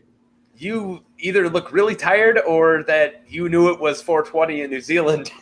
Celebrating for me. I appreciate it. Well, there you go. It was 420 in New Zealand 17 minutes ago. So. Well, I was a little late to the party, but yeah, I'm celebrating it, I guess. Yes. Praising Garth's green hand. Okay, I don't want to be a complete jerk to Jess, but I do have a lot of Schmodown stuff I want to talk about, and I haven't had enough Schmodown people on yet. So can we do a little bit of Schmodown talk? Is that cool with people? Sure. Soda, can you spell Schmodown right now? You look really up. Yeah, no, I said sure. I know, but I just want to make sure. All right, we have all kinds. We can either break down a tournament bracket, or we can do one of the episodes from this week. I have notes for both episodes, and I have every tournament bracket because my producer Soda is the best, and because Dan totally hooked me up with all these, and he said, "Thank God for Frank Janish because he took them all from him." So, yeah. Let's do the brackets. Okay, we already looked at the easiest one, which was this one. So pretty much all we have here is Saul versus Parker left. Yeah. Who do you guys got? I know that's just an easy question to toss out, but that's getting filled this week. I said it a couple weeks ago, and I got to stick with it. And I already have taken shit from my man Saul for it, but I'm going with the momentum that Parker has built up. So I think right now the momentum is gonna take the win for Parker. So that's where I stand. Yeah, But I'm actually in this. I hope Saul wins. To be honest, no offense, Parker, but you know. Yeah, no, I'm in the same boat as Jay, but like no matter who wins, we're gonna get a great match out of it. We're gonna get a great match coming out of it as well. So gonna get a great match. I like how different they are too. Of course. Hold on. I'm sorry, dude. That was the most like. That wasn't even an answer, dude. I'm sorry, Soda. What you just said, like, was he said he agreed with you. That's what he said. Of the road, like I'm not going to step on anybody's toes. I've never heard. Jay, this is the taco stand. This isn't Speaking of Schmodown. Don't yell at my guests, please. Yeah, this is my channel, Jay. I can boot you off. That's very true. Jess, since we're just gonna talk Schmodown, did you want me to take you out of the lobby if you want to go and like get a drink of water? Yeah, I might go get something to eat for a bit. You guys can talk there. I'll keep you in the lobby, or if you want to back out, you can set me. I got my phone right here if you want back in, or just jump back in. Jump back whenever. You don't need my permission. Never mind. I don't need my phone. Just come back whenever you want, and talk to you later, Jess. All right. Bye. Now that we got rid of the freaking Kiwi. Back to just people in our hemisphere. All right. So you having a problem with his not controversial answer? You are so Jay right now. I'm just picking on him. I'm just picking. I'm like, what did I do? You see how defensive I got? Don't pick on Soda. Like, I love this man. Soda's my favorite. Pick on Soda. Come over here. All right. No, I'm with you guys, but it's not that I don't want to step on anyone's toes. I got turned around on Saul drastically. Like during a win he had a little bit ago. It was when I was on vacation in Wisconsin with my wife and child.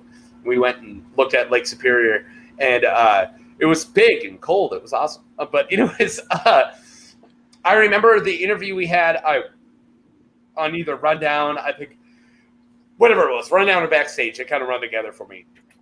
And he like kind of let his guard down a little bit, but he just like everything he said marinated so well with me. And I was like, this guy, like I fell in love with Saul's character at that point, and I really like him as a competitor. But he's just not, I don't think he's where Parker is right now. I think Saul is the top of A tier. And I think that Parker is at the bottom of S. I really do. I think Parker is among the best IG players. He just doesn't have the belt yet, but I think he's among the best of IG players. And Saul is just slightly underneath them. And I think that Parker's got this. I don't think it's going to be landslide. Don't get me wrong. It's not going to be a bloodbath. But I think Parker, it's his time. I think he's dialed. And I think he looks good. And yeah. No, I agree 100%. Was that controversial enough? Should I make fun of his beard or something, Jay, or are you good? Well, no, I'm just saying, like, Soda didn't really pick anybody. He just said he basically agreed with you. Yeah, no, I said I agree with you, but I'm cool with whoever wins. Right. That's what I said. I am just kidding, dude. I really fuck. Listen here, fuck face. Like, what the hell? Dude, I mean, I came on screen and I came out hot with anal lube and fucking clothes. I'm not in the serious. Soda, were you watching when he came in? No, I wasn't. It was the funniest. I died. So keep him. Nope. Jay, keep him below screen. But we got on a topic about, God, this show's been so good so far. We got on a topic about how there is fan fiction pornography, erotic fan fiction about the director of health in New Zealand and the prime minister of New Zealand. That's what Jess was telling me about. And so we then brought up BDSM, and then when he comes in, he's like, y'all want to talk BDSM? I'm Jay. And then just started whipping out his toys. Oh my God. It's amazing. I died. That's hilarious. I loved it. I'm not making fun of you, Jay. I'm praising you right now. That's cool. I'm not. I don't care. I'm not into toys. I'm a classic dom. I'll just pin it with my hands. I don't need toys. Pain's not into it for me. I'm not a pain guy. Is this talking BDSM? Is it Let's Taco? Oh, wait. I got something for this. BDSM. Yeah. BDSM. Let's talk about that. Oh, boy. I came on at the most interesting time. Let's hope we clear these woods eventually. Yeah. Yeah, no kidding. Anyways, how's everyone going in the chat? We got a couple people watching. Should we talk about something that isn't? No, we're doing brackets. Holy shit. This is my second beer. It's 10.5%, but wow. I should start drinking the water that I got next to it. Yeah, that might be a good idea. What bracket do we want next? Star Wars is the most open. We've only had one match in it. Yeah. Singles is just starting. We just got one match into round 2. And teams, what do we got going on with teams? Nothing? One, haven't we? No, teams is completely empty. Right on. So what do we want? Teams, Star Wars, or singles?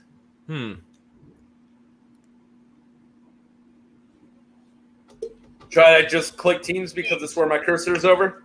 Sure. All right, let's do teams. Thanks, Jay. All right, we got Danger Zone versus Untouchables. Who the fuck's Untouchables again? That is Paige and McWeenie. Yeah. Oh, yeah. Paige for Betty and McWeenie? Yeah. And I'm making a prediction. Oh, here we go. Paige is going to win tomorrow night, and then that's going to fuck up Ben's psyche for when he and Dan then face Ben and McWeenie. Oh, yeah. Is that the Danger Zone match? Yeah. Oh, yeah. Oh, my God. I have to tell you, I hate agreeing with Jay. There's something in the air with this Paige versus Ben. Mm-hmm. I just kind of sense it. I feel it's tomorrow. I can't fucking wait. But, like, I feel it in the air. I smell an upset. I do. I don't. My head's going, you're an idiot. Not even possible. Paige can't have improved that much. But the smell I'm hearing is, no, she did. She did, and she's going to kill him. Yeah, the smell I'm hearing. Yeah. I agree. There's just something around Paige. Yeah, there's something ain't right. Got a bad feeling about this. That's my Star Wars reference. Well, I'm the opposite. I got a good feeling about this, that Paige is going to win. So, yeah. Well, Paige is also, you had a lot of shows with her. She's kind of your gal, and I get it because she's awesome. The time she came on our Star Wars show was awesome. I like Paige a lot. Oh, yeah, Paige is the bomb. Yeah, she's great. As a Canucks fan, it should pain me to be friendly with a Bruins fan. Oh my God, I actually have something not Schmodown to talk to you about. So let's take a break from that. Me and the wife started watching the Mighty Ducks TV show, The Game Changers. Oh, nice. Yeah, so we watched 1 and 2, and then I was like, let's do the show. And she's like, what about 3? And I said, what about 3? And then we started watching the show because what about 3? And I like 3. Whatever.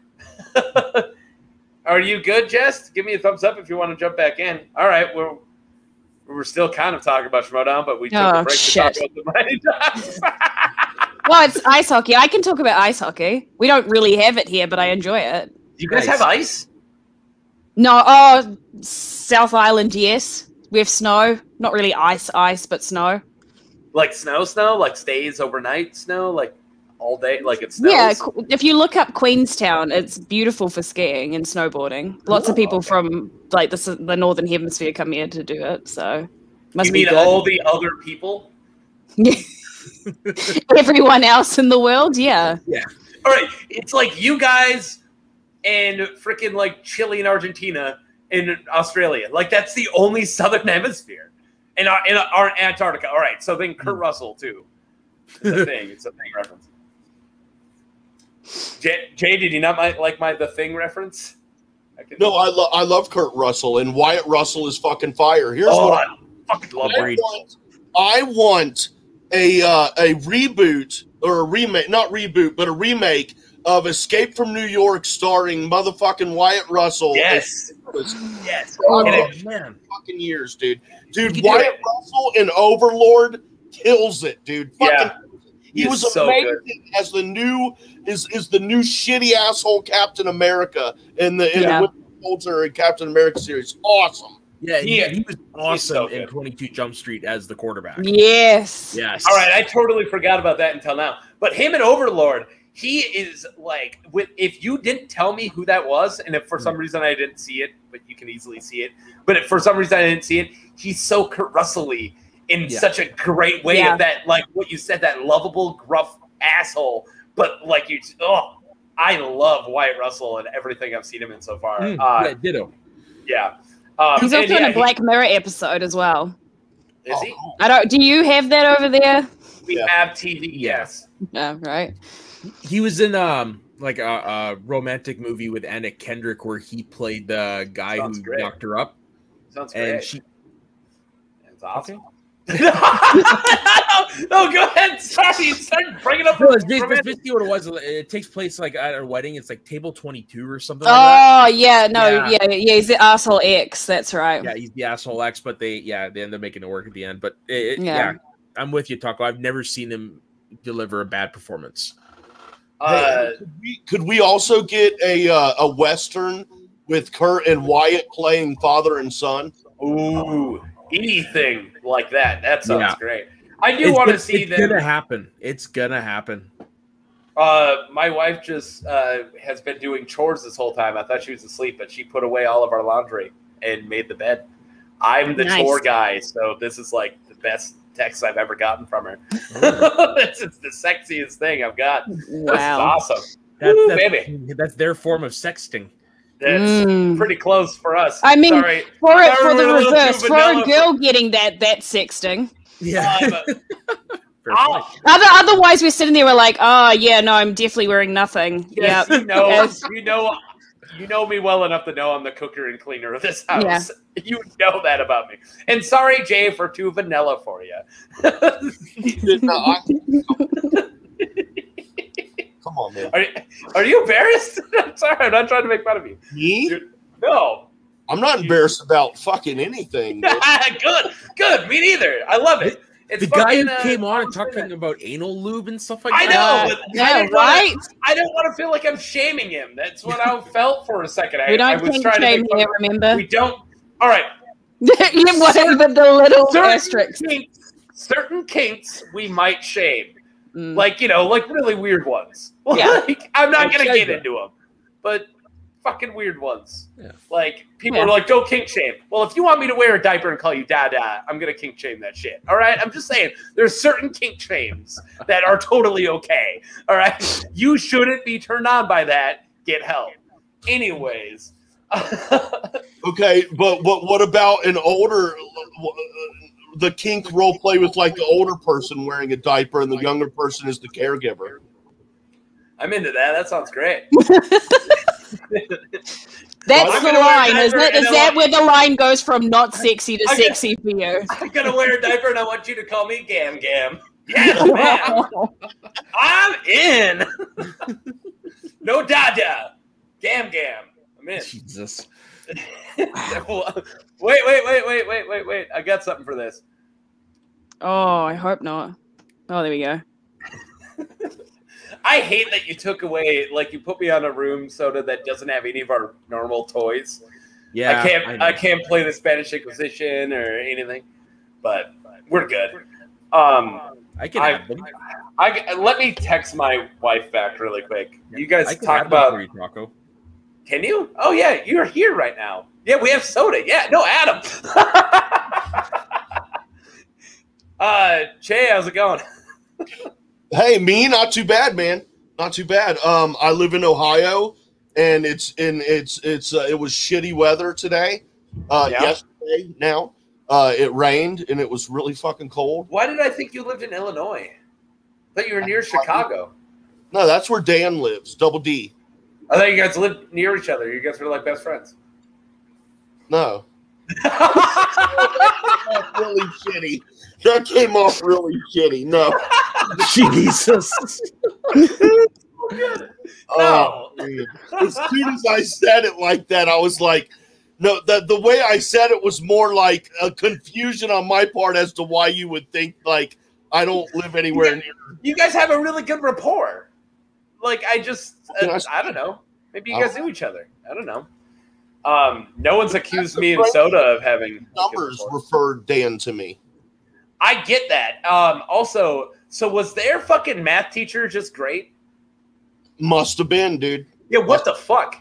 So, Jess, for a little context, Frankie Numbers is one of the first guy, the first big Schmodown podcast that kind of blew up is the Rundown, and now it's like under their umbrella. But Frankie Numbers was the stats guy on that, where he does like, there's the color guy who does the color commentary, and then the like stats guy of any sports thing. There's a dude who's like, yes. So he gives. Frank Janish gives. It's called color commentary. It came out racist, and I don't know why. Look, I don't know. America color, sure, I get it.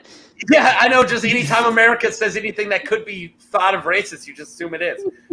Anyways, it's called color commentary. I didn't make it up. Okay. You're getting very defensive about this. I said nothing. If you notice, I said nothing, and you just immediately. Nobody expects the Spanish Inquisition. That was the best one you've ever done. Yeah, that was so perfect. Anyways, I was saying something before Jess called me racist. Frank Janish is like the main stats guy who breaks down percentages and possible points earned and accuracies and things like that. So then the numbers guy and stats guy that Jay Wade has on his show, Double D, who's not related to the Double D and Ed and Eddie. Completely different guy. Oh, well, that's a shame. Take that out of your head. I'm immediately uninterested. Also, isn't packing Double D's either. Not sure where his name comes from, but I know his name's Dan with the D last name, Jay. You don't have to tell me. It was a joke. It was a boob joke. You of all people. So and his segment is called Sexy Numbers. Double D's Sexy Numbers. I'm starting to think, I've watched your guys' show a few times now. I'm starting to think Roxy doesn't actually call you guys I don't think she does. I don't think that's Roxy calling. You really don't? I don't. I think that's like some sound clip or something that Double D put together. I don't think that Roxy actually calls. Let me. Don't call Roxy right now. She's sleeping. Oh. I mean, do what you want. She's gonna get mad at you. She doesn't know who the hell I am. That's fine. I don't have Roxy's phone number, dude. I've never spoken to Roxy. Well, I called on Collider Live via calling into the show. Yeah. I said my name. They said, "Who is this?" I said, "Jay Wade from Ohio," and she said, "Oh, Jay Wade sounds like a rock star." And I was like, "All right." And they're like, "Sup, Roxy?" Yeah, Rocks. I'd invite you over, but you can't remember your fucking way to work every morning, the same damn drive. I love her, but damn it, that was the funniest shit in the world. Jess looks like she's a fucking deer about to get hit by a car right now. This chick, I'm foreign. Yes, to get to work in the mornings and would still get lost, and like it'd take her an hour and a half to get to work. Is she okay? Has someone done a check she's driving in LA though. It's like a shitty thing. But really, dude. Hold on, I just have to take a call. I'll be right back. All right, go take a call. I'll kick you off. Nope. All right, cool. Now that we got rid of the damn Kiwi again. Fucking vegetables. Dude, I'm having a fucking blast. All right, where were we? Star Wars? No, teams. All right, press room is Perry and I always get his name wrong. Josh Horowitz. I always want to say Hudgerton. It's like the H name that comes after Josh. It's the dude from freaking Hunger Games. Horowitz versus Old Guard, which is Alonso and Riley. This is that's a match. I like that match. I got press room. Yeah. Soda. You're muted. Muted. I have press room as well. All right. Are you farting over there? So you're putting your No. I'm trying to find more Simpsons sound bites to add and stuff like that. So that's why I was on mute. Soda, you're muted, dude. Jay, fuck off. Wait, did you get me my Norm Macdonald one? No, frig, I don't. Okay. remember that, okay? Because I want it so bad. I sent it to you. Okay, it's in our chat. I'll add it right now, and don't tell Jay Wade what. Let's not tell Jay Wade it. I'm gonna play it perfectly to surprise him. Can I tell my favorite OJ joke that Norm McDonald did on SNL? He had 1,000 OJ jokes, so yes. Can I tell my favorite one though? Yes. I mean, I'm not going to get the wording totally right, but pretty much it was, OJ's released a new book, and in this book he claims that Nicole Brown Simpson beat him up. He also claims that Nicole and Ronald Goldman killed him. My favorite was he goes, OJ in his new book claims that he was Nicole's protector and would do anything in his power to make sure nothing harmed her. That's pretty bad luck that's the guy that kills you, huh? Yeah, he was ruthless, dude. I love Norm. Yes. Norm is like, I got to see him live. Really? In Seattle. Yeah. This is about 10 years ago. And Kyle, do you guys remember Kyle Cease? He quit doing comedy. He had a couple specials. He was the slow clap guy from Not Another Teen Movie.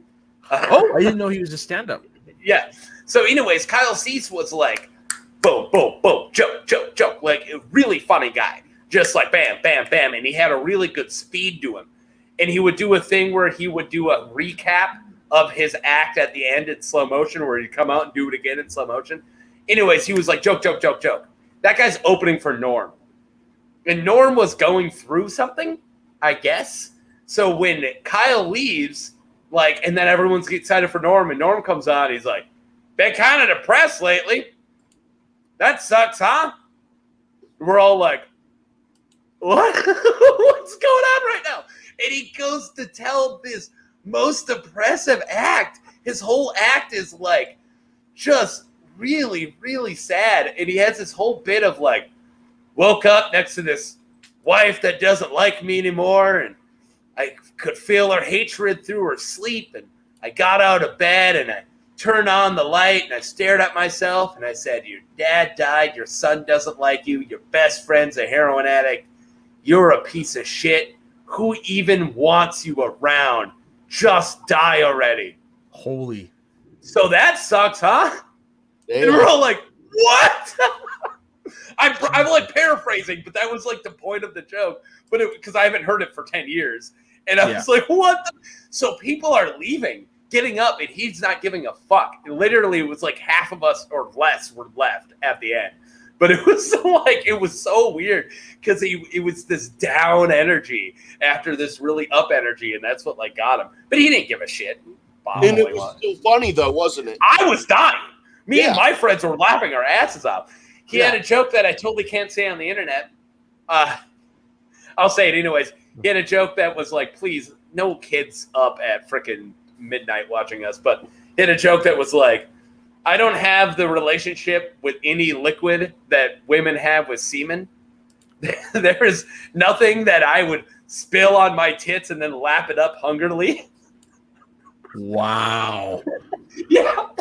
I died. That's one of the funniest things I've ever heard. Just because the wording lap it up hungrily is such a good line.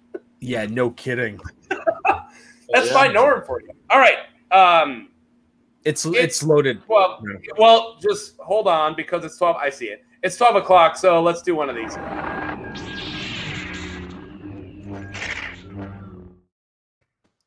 All right.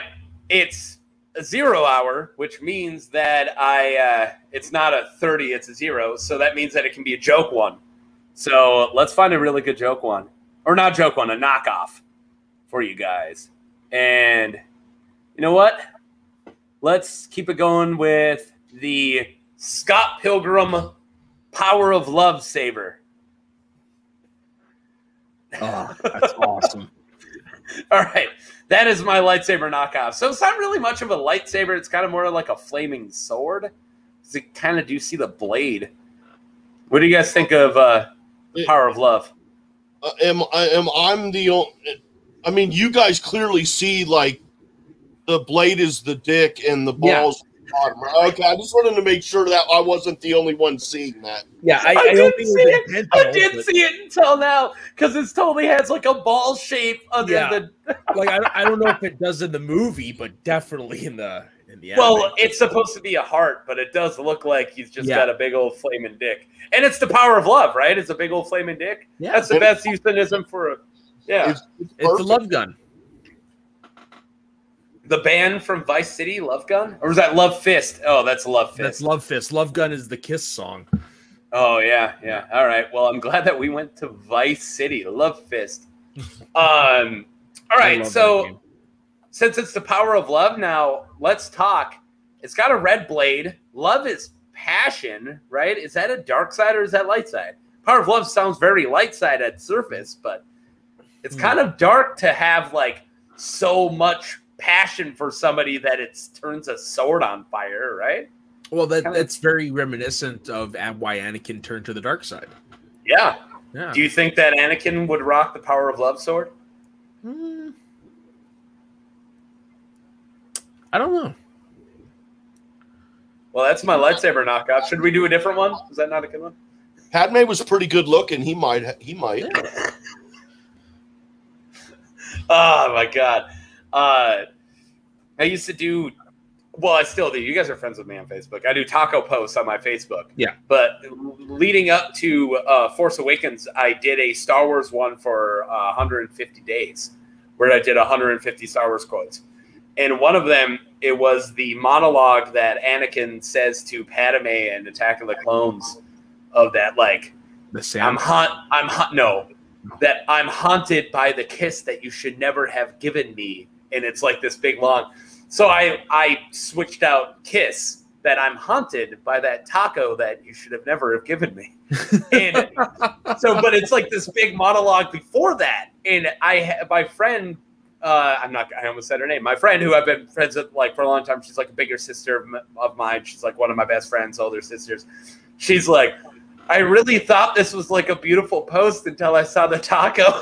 She's like, I thought this was like a beautiful line. And then I saw the taco and I realized it was a Star Wars one. And she's like, and then somebody underneath goes, yeah, and it's shitty in the movie. He just somehow made it gorgeous. But that's George Lucas's writing in that, is if you put it on paper, it almost works. But if you don't give an actor good direction, it comes out fucking horrible. Exactly. Oh, yeah. That's too funny. So let's talk about Old Guard versus Press Room really quick. Bateman on backstage was very adamant towards Old Guard. He says that he sees it as that, like they're the favorites. I so don't see it that way. Am I weird? Who's the Old Guard? Is Alonso Duralde and Mark Riley. Oh, okay. Oof. But you see how devastating Press Room's been. It's like they could win. They like remind me of Final Exam. Like on the good day, they're gonna compete. And even in their solo matches, they play fucking great. Yeah. And if Perry played 5 years ago, Perry would have been a champion. Like I do think of Perry as like if she played during like the beginning of like season 4 when like Clark Wolf came in, Perry would have been also that like holy crap. But it's just not that era anymore. But I still think that both of them are so good. I cut you off, Soda. I'm sorry. No, I was gonna say it's like Alonso. I don't know if he ever quite grasped the game, and Riley is like on the very tail end of his career trajectory. So I think past the tail end. Well, yeah, like I think they're out. I think they're done after this match. And Press Room just has something. Yeah. Like they have a run in them. They definitely have a run in them. Okay. Before the Kiwi comes back, let's talk Deception Chaos Theory. I'm trying to remember who Chaos Theory. It stars, so it's Jacoby and Harley. See, I know the fucking game. Yeah. You guys know shit. Like an encyclopedia up here, Jay. It's Deception. It's Deception. Yeah. Jacoby is like the best player with a bad record right now in my eyes. I think Jacoby is amazing. Of course. So it could go because Deception's played bad games before. They have, but you know, Marisol's now coming off the win for the title. So love that lady. Yeah. I love Lady Justice. Yeah, she's awesome. Yeah, you got a blindfold ready right now if you want to do a Lady Justice impression, J-Wade. No, that's all right. Yeah. I saved that. It might be racist. Oh,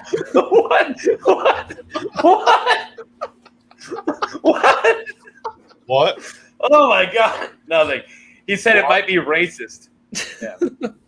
What? If Jay were to impersonate a black person. No, that's only if I would be stupid enough and asshole-ish enough to do like blackface and shit like that. Yeah.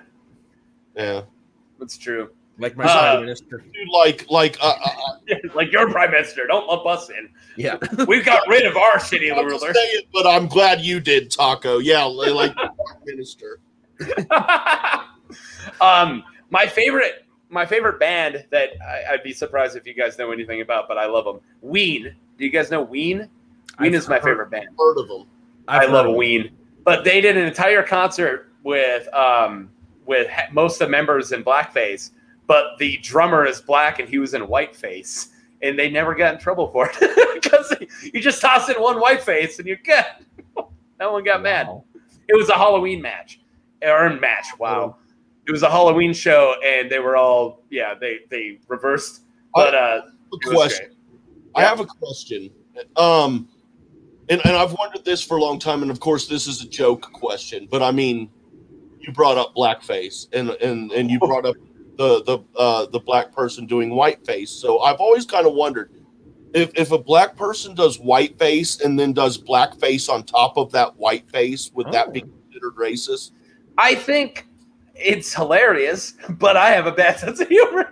It depends on what the context is. Yeah, it's 100% the reason, and because I think that blackface can be malicious, and then it can be dumb, where you're just playing a black character and you're not smart enough to know not to do that. Yeah, like Jimmy Kimmel, that was just dumb. Yeah, that was just him being dumb. Oh yeah, that's what we were talking about, Ben. Thanks for coming back. Yeah, that's what me and Jay thought. Anyways, I didn't mean to get too serious. It just no. I think always thought it would be funny, like a black person doing whiteface and then doing blackface over that, like making fun of white people who are doing blackface. I think that's hilarious. Again, if it's done in a joking context, I think it would be great. Like if Eddie Murphy, how it's done. did it, or well, Eddie Murphy used to do the whiteface character on SNL. Yeah, and it was gold. It was one of the real quick. I've not been able to talk about this with anybody. You brought up Eddie Murphy. So fucking awesome.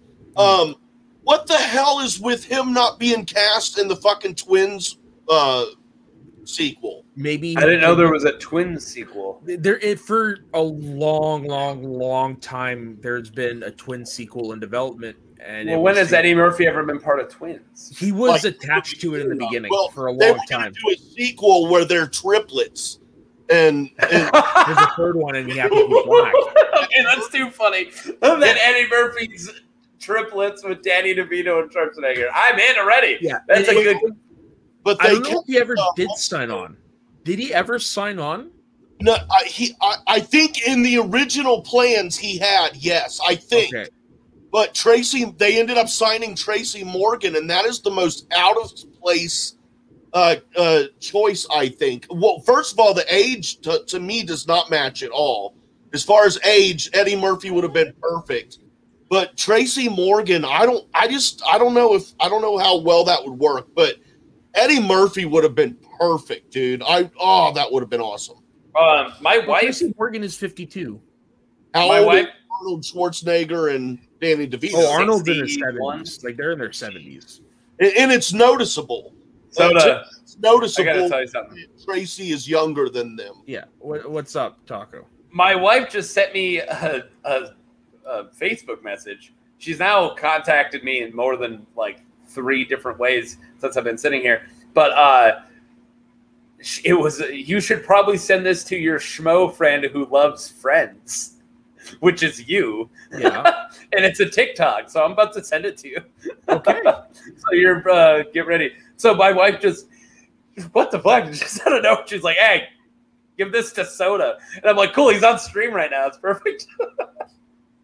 I thought she was get a hold of you to tell you to stop talking about sex and all this kind of shit. And dude, no sex talk, no blackface, no. Okay, all right.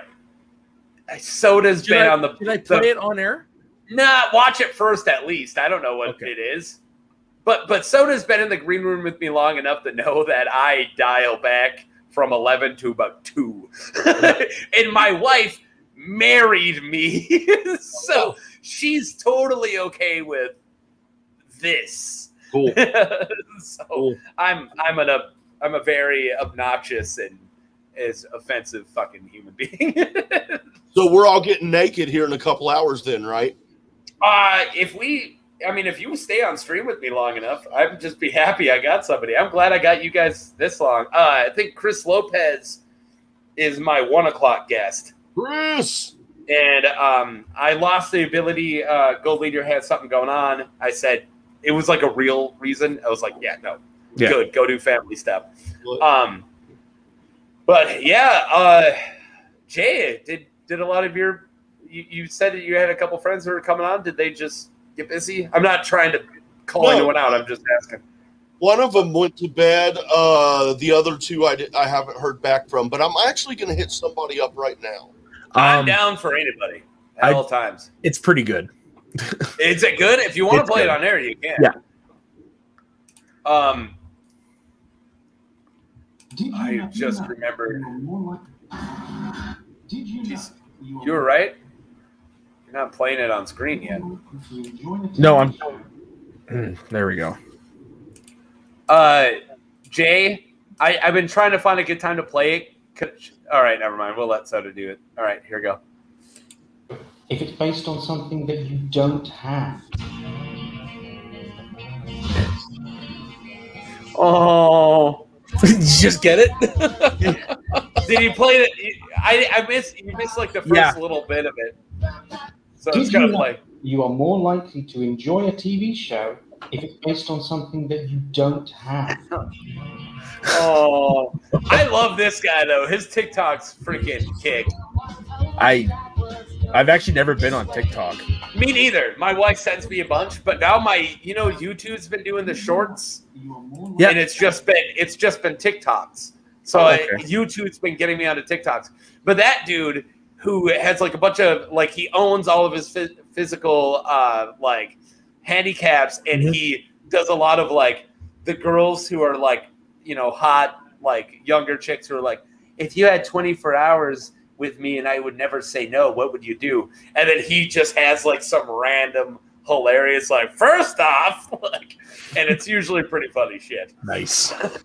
But good for him. Yeah, no, it's great. He's killing it right now. It's great. And Jay, I haven't got a good reason to play it yet, so you want to see the Norm Macdonald clip that I really want? And he finally added. All right. Don't tell Gold Leader, because I'm waiting for him to say something good about Rise of Skywalker, and then I'm going to play this. No offense, but it sounds like some fucking commie gobbledygook. He's gonna lose his mind. That. It's so fucking good. It's great. You need it again? All right. No offense, but it sounds like some fucking commie gobbledygook. Just right to Sarah Silverman's face. Yeah. What were they talking about? No, she's talking about this thing that she's doing with a bunch of different stand-up comedians, and it's she just wrote said the word equal. Oh, we're all writing it, we're all doing this, and he's no offense, and just drops that. But she was so passionate about it when she was bringing it up. Yeah. So I think that was a completely real fuck you. Wow. I'm glad we have that clip. I'm so happy that's not part of our arsenal. I'm just going to quickly flip this for a second, so while I'm thinking about it, add it to the Star Wars thing. Good. I got to ask you, are you a big Norm Macdonald fan? Me? Oh, my God. Oh, you flipped it. Oh, all right. Never mind. Let me find it. Oh, never mind. You cut me off by switching us in rooms. Hey, are you a big Norm Macdonald fan? Not the biggest, but It doesn't matter what you think. there you go. Dude, All right. holy shit. When I saw that clip, I put my fingers on my computer and started to type out ha ha ha ha. I was gonna send it, but How tired are you, Jay? That's fucking hilarious. I'm all right. I'm glad you're freaking on and you jumped on for a while. Thanks, man. I 1 can't believe. Morning, dude. I'm rocking hard so far. Oh, fuck yeah. Chris Anthony Lopez just said that he should be home in 35 minutes. Dude, No love offense, it. but it sounds like some fucking commie gobbledygook. There you go. It's added. Yes. Dude, Chris Lopez is the fucking man, dude. Yeah, Dude, I love that man. He knows how I feel about him. I've told him. Yeah, I've snuck into his house late at night and whispered it at him. Sweet little nothings. You lucky bastard. Dude, I wish. It's the hair. It's really the hair. It's the everything. Yeah. All right. All right. This is the last time No I'm playing. offense, but it sounds like some fucking commie gobbledygook. I love that he laughs through it. Like, no offense, like he Okay, it's not And just for fun. Austin 316 says I just whipped your ass. I don't know why. I just felt like throwing that one in there. Yeah, I'm glad we got it. And then we got, you gave me some classics here. Yeah. This is some good stuff. All right. We got Lopez coming in about 35 minutes. I'm happy I got Jay at all. Did I just misremember that you said that you wouldn't be able to make it? Or did you just say you were going to make it late, Jay? Like, I didn't think I was going to get you at all. I said I was going to make it later on. Okay. I had plans, so.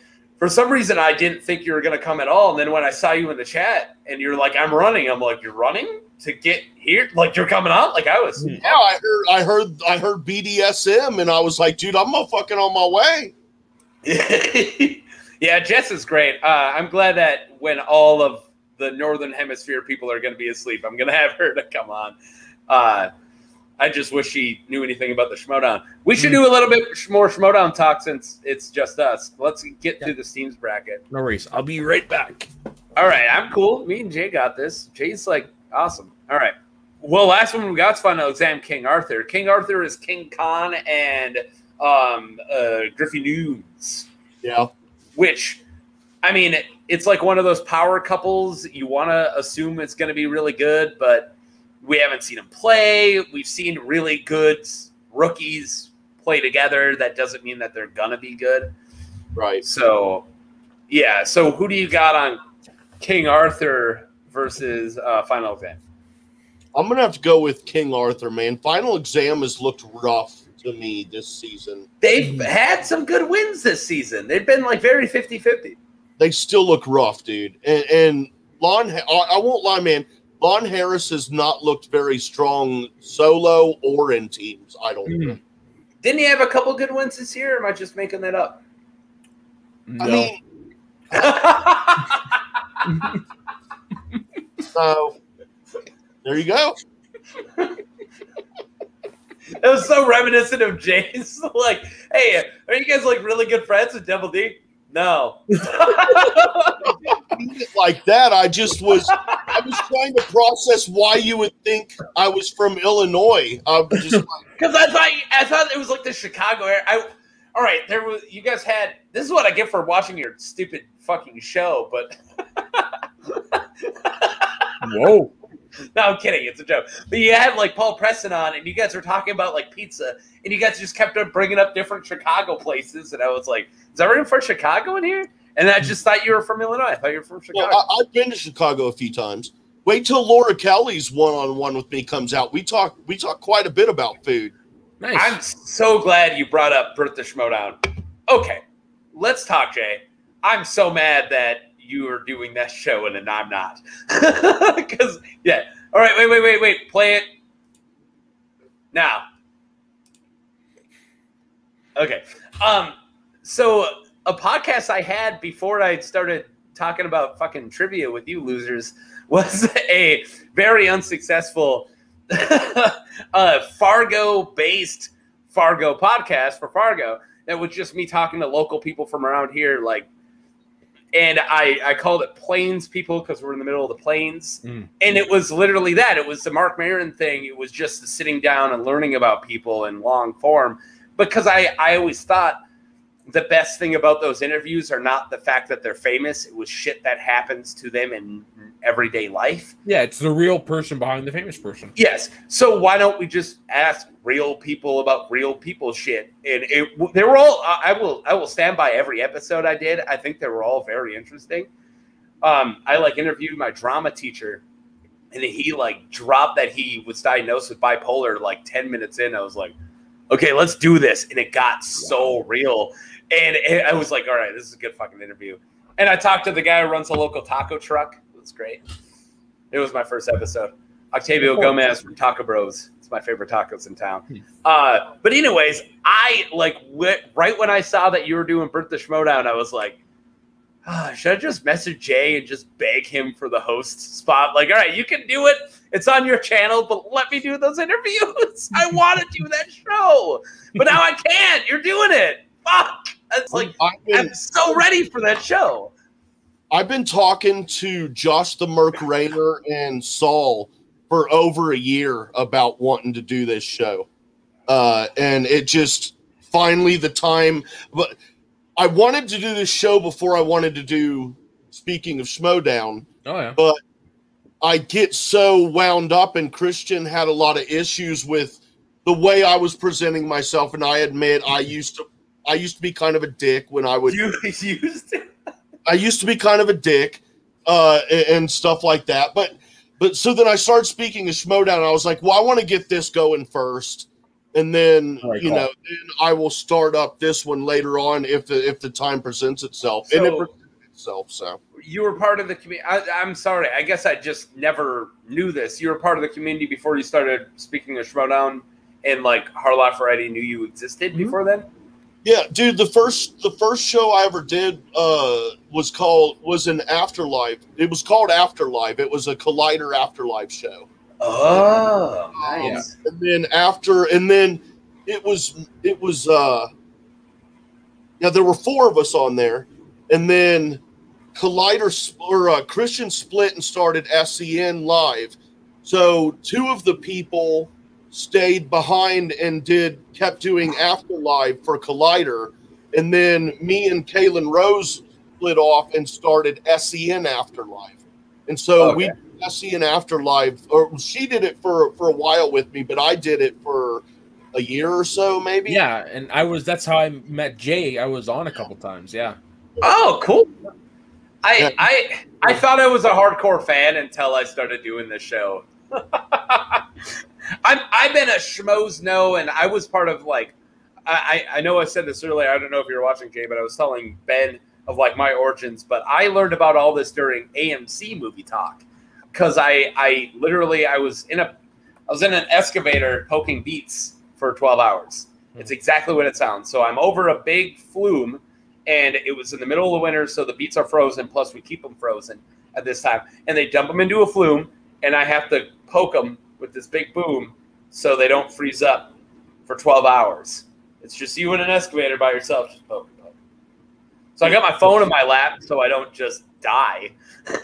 And I wanted to hear, this is how long ago it was, like the Michael Bay Ninja Turtles just got announced.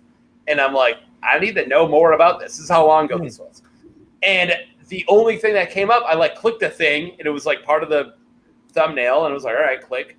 And it's like a 30-minute video, and on the side says TMNT, and I'm like, what is this? And it was an old AMC Movie Talk, Campia just in the closet with Amy Rose, and that was it. And it's just like flipped between those two. And that's how long ago I got on. Like, and I loved it. I went back and watched all their back catalog, and then I started watching it every day. And then it went from AMC Movie Talk to Collider, but before it switched, that's when the Schmoes North guy, or not Schmoes North, sorry, the Schmoes No guys came on, and that's how I learned about Mark and Ellis. Wow, I'm already losing, I guess. Christian and Ellis, and I moved over to the Schmoes No, and that's how I the first season I watched was season 2, the teams tournament, and that's how I've been in love with the Schmoedown since. But anyways, I thought I was a hardcore fan because I've been fans of it for 10 freaking years at this point. But then I meet people who are like Jay. It's like, oh yeah, I was doing an after show freaking before any of you assholes were. I'm like, oh, okay. My bad. I don't know if I don't know who started first with Schmoes of the North, and I remember originally it was Josh the Merc Rayner is the owner of Merc with a Movie Blog, and originally he was doing Afterlife solo, the Collider Afterlife show. Yeah, and then he had to step away and put out an ad looking for new hosts, and that's where we all got. That's where Sean came from, and Mike Mixtape. If you guys are familiar with either of them, they're on. Sean is on the Star Wars Shit Show, redheaded kid that hides behind the big microphone. And this is the Sean that could have came on tonight. That you said might come on tonight. I would have loved it. Yeah. And then we were like, man, we were just like, dude, let's get a chick to jump on. And we did that, and we had Kaylin and Sarah wanted to do it, so we tried them both out. Instantly, we liked them both, so we offered them both the gig. And so that's how we all kind of came together over there. Mark brought us all together and gave us all our first shot. And like Sean does stuff on his own podcasts and Twitch and stuff. Mike does his own stuff, and we all still do stuff for Merc on his channel. I got my channel now, Dean Lewis, if anyone's familiar with Dean Lewis. I know the name. He joined me as co-host of SE and Afterlife for like the first maybe 6 episodes or so. So that's where he came into play. Yeah, I remember that, yeah. Yep, so pretty cool. For some reason, I never thought I would ever do, because like I said, I was doing YouTube stuff that never like really picked up. Some of my movie reviews actually got a little bit, but I was doing like movie reviews and random podcasts, but I never thought I would do it for Schmoedown. And I don't know what the mental block was. It just was like other people were already doing it, or maybe one day I thought I would, but it really wasn't until that horrible Frenchman offered me a gig, like I stumbled onto it because we just happened to go live during our draft, and I didn't know that was gonna fucking happen. Yeah, and then after that, he's like, "Hey, me and this guy Jay Wade's doing a show." I didn't know who you were. I didn't know any of this, and I just came on. So it's so weird that I thought I was a hardcore fan, and there's this whole other part that I just wasn't, interacting with until now. And holy shit, was it a mistake? I hate all of you guys. It's horrible. I'm kidding. Oh my god, look what time it is. I almost missed one. Yeah. You guys suck. Oh man.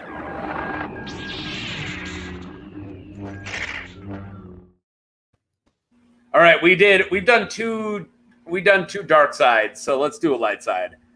All right. So we're doing real Star Wars ones right now. All right, do we want a double-bladed or a single-bladed? How about this, Canon or Legends? Canon. Okay. Canon. Let's do it. We got Cal Kestis' lightsaber from Fallen Order. Ooh. That's a nice saber. One of my favorite lightsabers. Yeah. Probably my favorite Canon lightsaber, like hands down. I do like Vader's because it's so beefy and badass, but I love how intricate and ridiculous, and also how cool of a story it has. So that smaller, cut in half one underneath it is the one that he starts with, and that's his master saber that was a double bladed that got cut in half, and he's using it as a single. So I love that he's using this literally his master saber to rebuild his connection to the Force, and then when he finally gets there, then he builds the second half to it. And also it disconnects. It's such a cool, it's a double-bladed saber that's paired at the bottom, and you can go into two. And it's what makes Cal Kestis' saber form so unorthodox and intricate and so insane that I love it. When you need them when you're talking about lightsaber forms. Saber forms.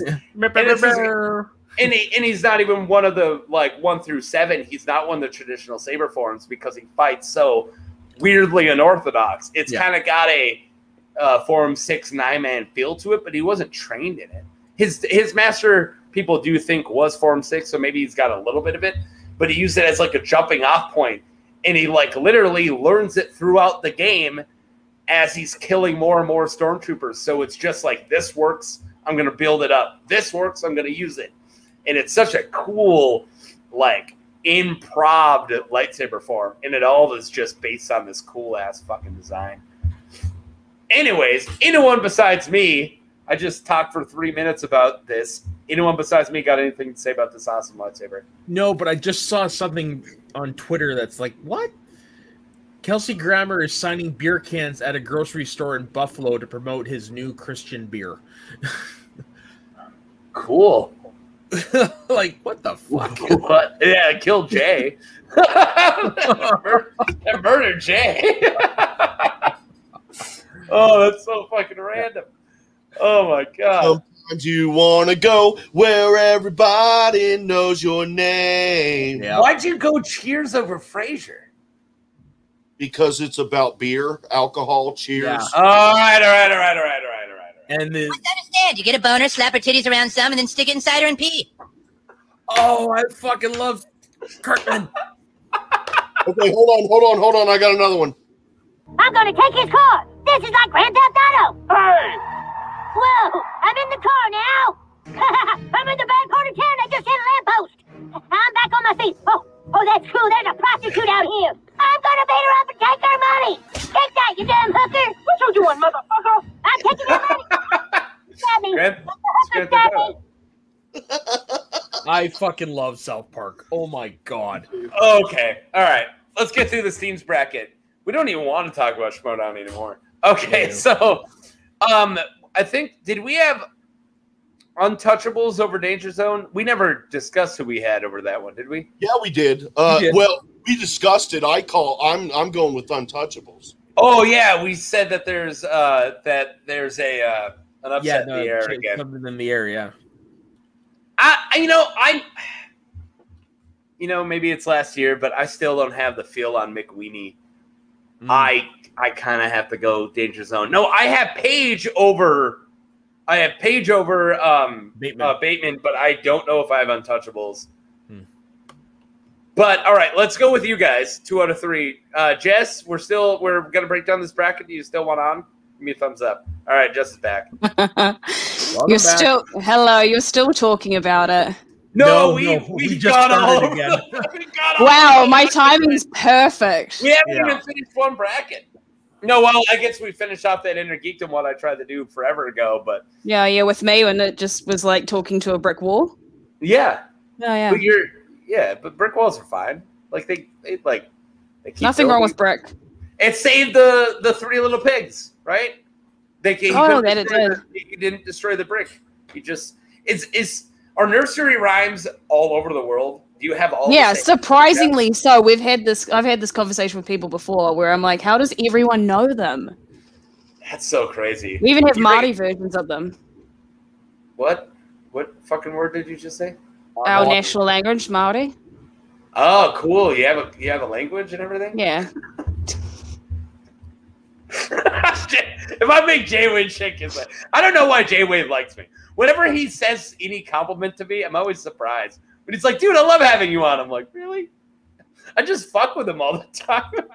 I hope a fucking drop bear fucking jumps out of a tree. Yeah. I hope so. Did Soda hear about the drop beer conversation? No. Look it up. Look up drop beer. Bears. They look like if koalas were vampires. So how do you spell it? Drop and bear. Yeah, bear. Drop bear. We just said the words again. We didn't spell it for him like it's fucking spelled, you dingus. But also, look Yeah, up. See? Oh, that's a shit of nightmares. Yeah, give me one. It's Yeah. Australia for you. Yeah. Soda's the person who can actually throw it up on screen. Throw it up on screen, Soda. Yeah, drop it. What the fuck? Yeah, we're on the same page. I didn't know about these until today either. Oh my! Well, that's Photoshop. Still, they're all photoshopped. Oh, really? So they're not real? No, drop bears are just an Aussie myth. Okay, so they're just The evil. chlamydia isn't, though. That's not a myth. It's absolutely true. They're rampant. What I find great about this thing here is that the American's the one that brings up the drop bear. The Kiwi chimes in instantly with, yeah, totally. And the American picks it up too, like, oh, yeah, we're going to run this out. And they bought it. They totally bought it. But, yeah. All right. I've already done that. I did that to Soda, and the last thing, I think I said something like, we don't have that here. He's like, really? I'm like, no, we do. We do you know what I got to say about this shit? No offense, but it sounds like some fucking commie gobbledygook. Oh my god, it's my favorite clip. It's my favorite clip we have. It's so good. Hey, for real though, like Google the image of what owls look like with no feathers. Oh yeah. Oh. Nobody expects the Spanish Inquisition. Geez, Soda, he was trying to talk. Why did he play that? Yeah. Or look up a shaved bear, just a bear in general. The sun bear that's shaved? That's the scary shit. Mm. They look like fucking aliens. Yeah, this is fucking do you know that New creepy. Zealand had some of the biggest creatures in the world at one point? Cool. Have you heard about the moa? Yeah, I know. Yeah. I'm gonna go get another beard. I should not. Yeah, that's fucked up. Yeah, they're fucking creepy. Oh my god, that's a shaved owl? It's an owl with no feathers, just like their skeletal structure. Fucking terrifying. I always thought they were like fat, because they're fat. They're so cute. All right. Yeah. Click the one that's next to it with the two. Yeah, there you go. Ooh, that's fucking with me. Fucked. That's fucking with me, dude. If I was on acid, this would be a bad trip now. Yeah, no shit. I watched. You get it? It's a drug joke. You see? Shit. What? I have no fucking clue. Shaved bears, dude. Shaved bears are terrifying. This is where we're at already at 12:40. We have so much left, or I have so much left. Can I get a life decision question from you guys? Sure. All right. If I'm trying to stay up all night, should I crack open the Bang or should I do another beer? Should I do the Bang now or should I wait a bit? Wait, aren't you staying up all night because you have to go to work after this stream? No. I have to go to what the fuck is that? I gotta go to work tomorrow night. That's a fucking chicken. Oh. In that case, I was gonna say drink the beer on the way to work. But No. I work tomorrow graveyard. I gotta sleep after this, but I gotta stay up all night to flip for the graveyard. And I've worked all week. So this is what I actually left early. I didn't want to tell Soda because I was making him do all this stuff for the stream, and I left early, and I could have done it anyways. Yeah. So I didn't want to tell Soda. I'm going to work until 8. And then I left at like 1. I'm like, don't tell Soda. Make him do all You son of a bitch. I'm sorry. No, you're just the best. I fucking love this man. I'm glad you know, because I don't think I say it enough, and I probably say it too much. But no, anyways, I worked Monday all the way up to now. I've been up since 6 a.m. I did 12-hour shifts, except for today. I had another COVID scare. Some unvaccinated freaking asshole named me as a close contact, and I swear he did it out of spite. I don't think he thought I was a close contact. He was like, you know what? Fuck Taco today. That's what I think he thought. So I had to wear a mask at work for 2 days. So I left early just to go and get a rapid. You don't have to wear masks over there anymore at work. No, only if you're a close contact at my work. That's stupid. Interesting. Yeah. No, we don't. It's masks everywhere here now. Yeah, because you guys have like. We didn't have them for ages, and then we had a COVID outbreak, and so now we're all wearing masks. Outbreak is like 5 people, right? Yeah, that's like quarter of the population, though. New Zealand's so adorable. It's like a little country with little problems. We're actually pretty big in terms of land mass. It's just the amount of people is teeny tiny. Yeah, it's like North Dakota. No, it isn't. It's like Alaska. Anyway, so do I bang or do I beer? Should I get the caffeine going already, or should I wait? How bad's your crash after caffeine? Bad, but also I don't want to do it too late, not sleep. Yeah. How much longer have you got to go? 6 hours. Yeah, no, wait at least an 5-ish. hour or two. 5-ish hours. All right. I'll go do another beer. I'll do the other really big one. I'm gonna get drunk. All right, soda. I want your opinion. Do I do my 12% already, or should I do another like just furious? And how wasted should I? You're an idiot. Thank you, boss. How drunk should I be? It could have been timed perfectly. That's I just amazing. added that as you're asking me the question. It was amazing. All right, we got 2 people watching. Is anyone in the chat? No one's talked since Ben, like 50 minutes ago. I'm just curious who's watching. It's probably my mom. Oh, I'm a raunchy motherfucker. This is me stretching. You're raunchy? You don't want to see my mom. You'd stop being raunchy. That would ruin your sex drive for a while. wow. I hope she isn't watching. Do I So should I furious? Should I do a more light, or should I open up my 12%? Drunker slower or drunker faster? That's the question. Faster. Yeah, all right. Faster. All right, I'll be right back. You guys talk amongst yourselves. Do you need a topic? All right, let me give you a topic. Actually, no, I'm going to be hopping off because I got to get up for work early in the morning. So, all right, I'll say bye to soda first. Yeah. Well, dude, thanks for jumping on for a bit, dude. I'm fucking happy. Yeah. The sound clips now I even added too. So, dude, you totally made everything better when you were here. No offense, Jess, but it sounds like some fucking commie gobbledygook. Okay, I didn't play that. I was gonna Spanish Inquisition, Jess. Yeah. Great. Great.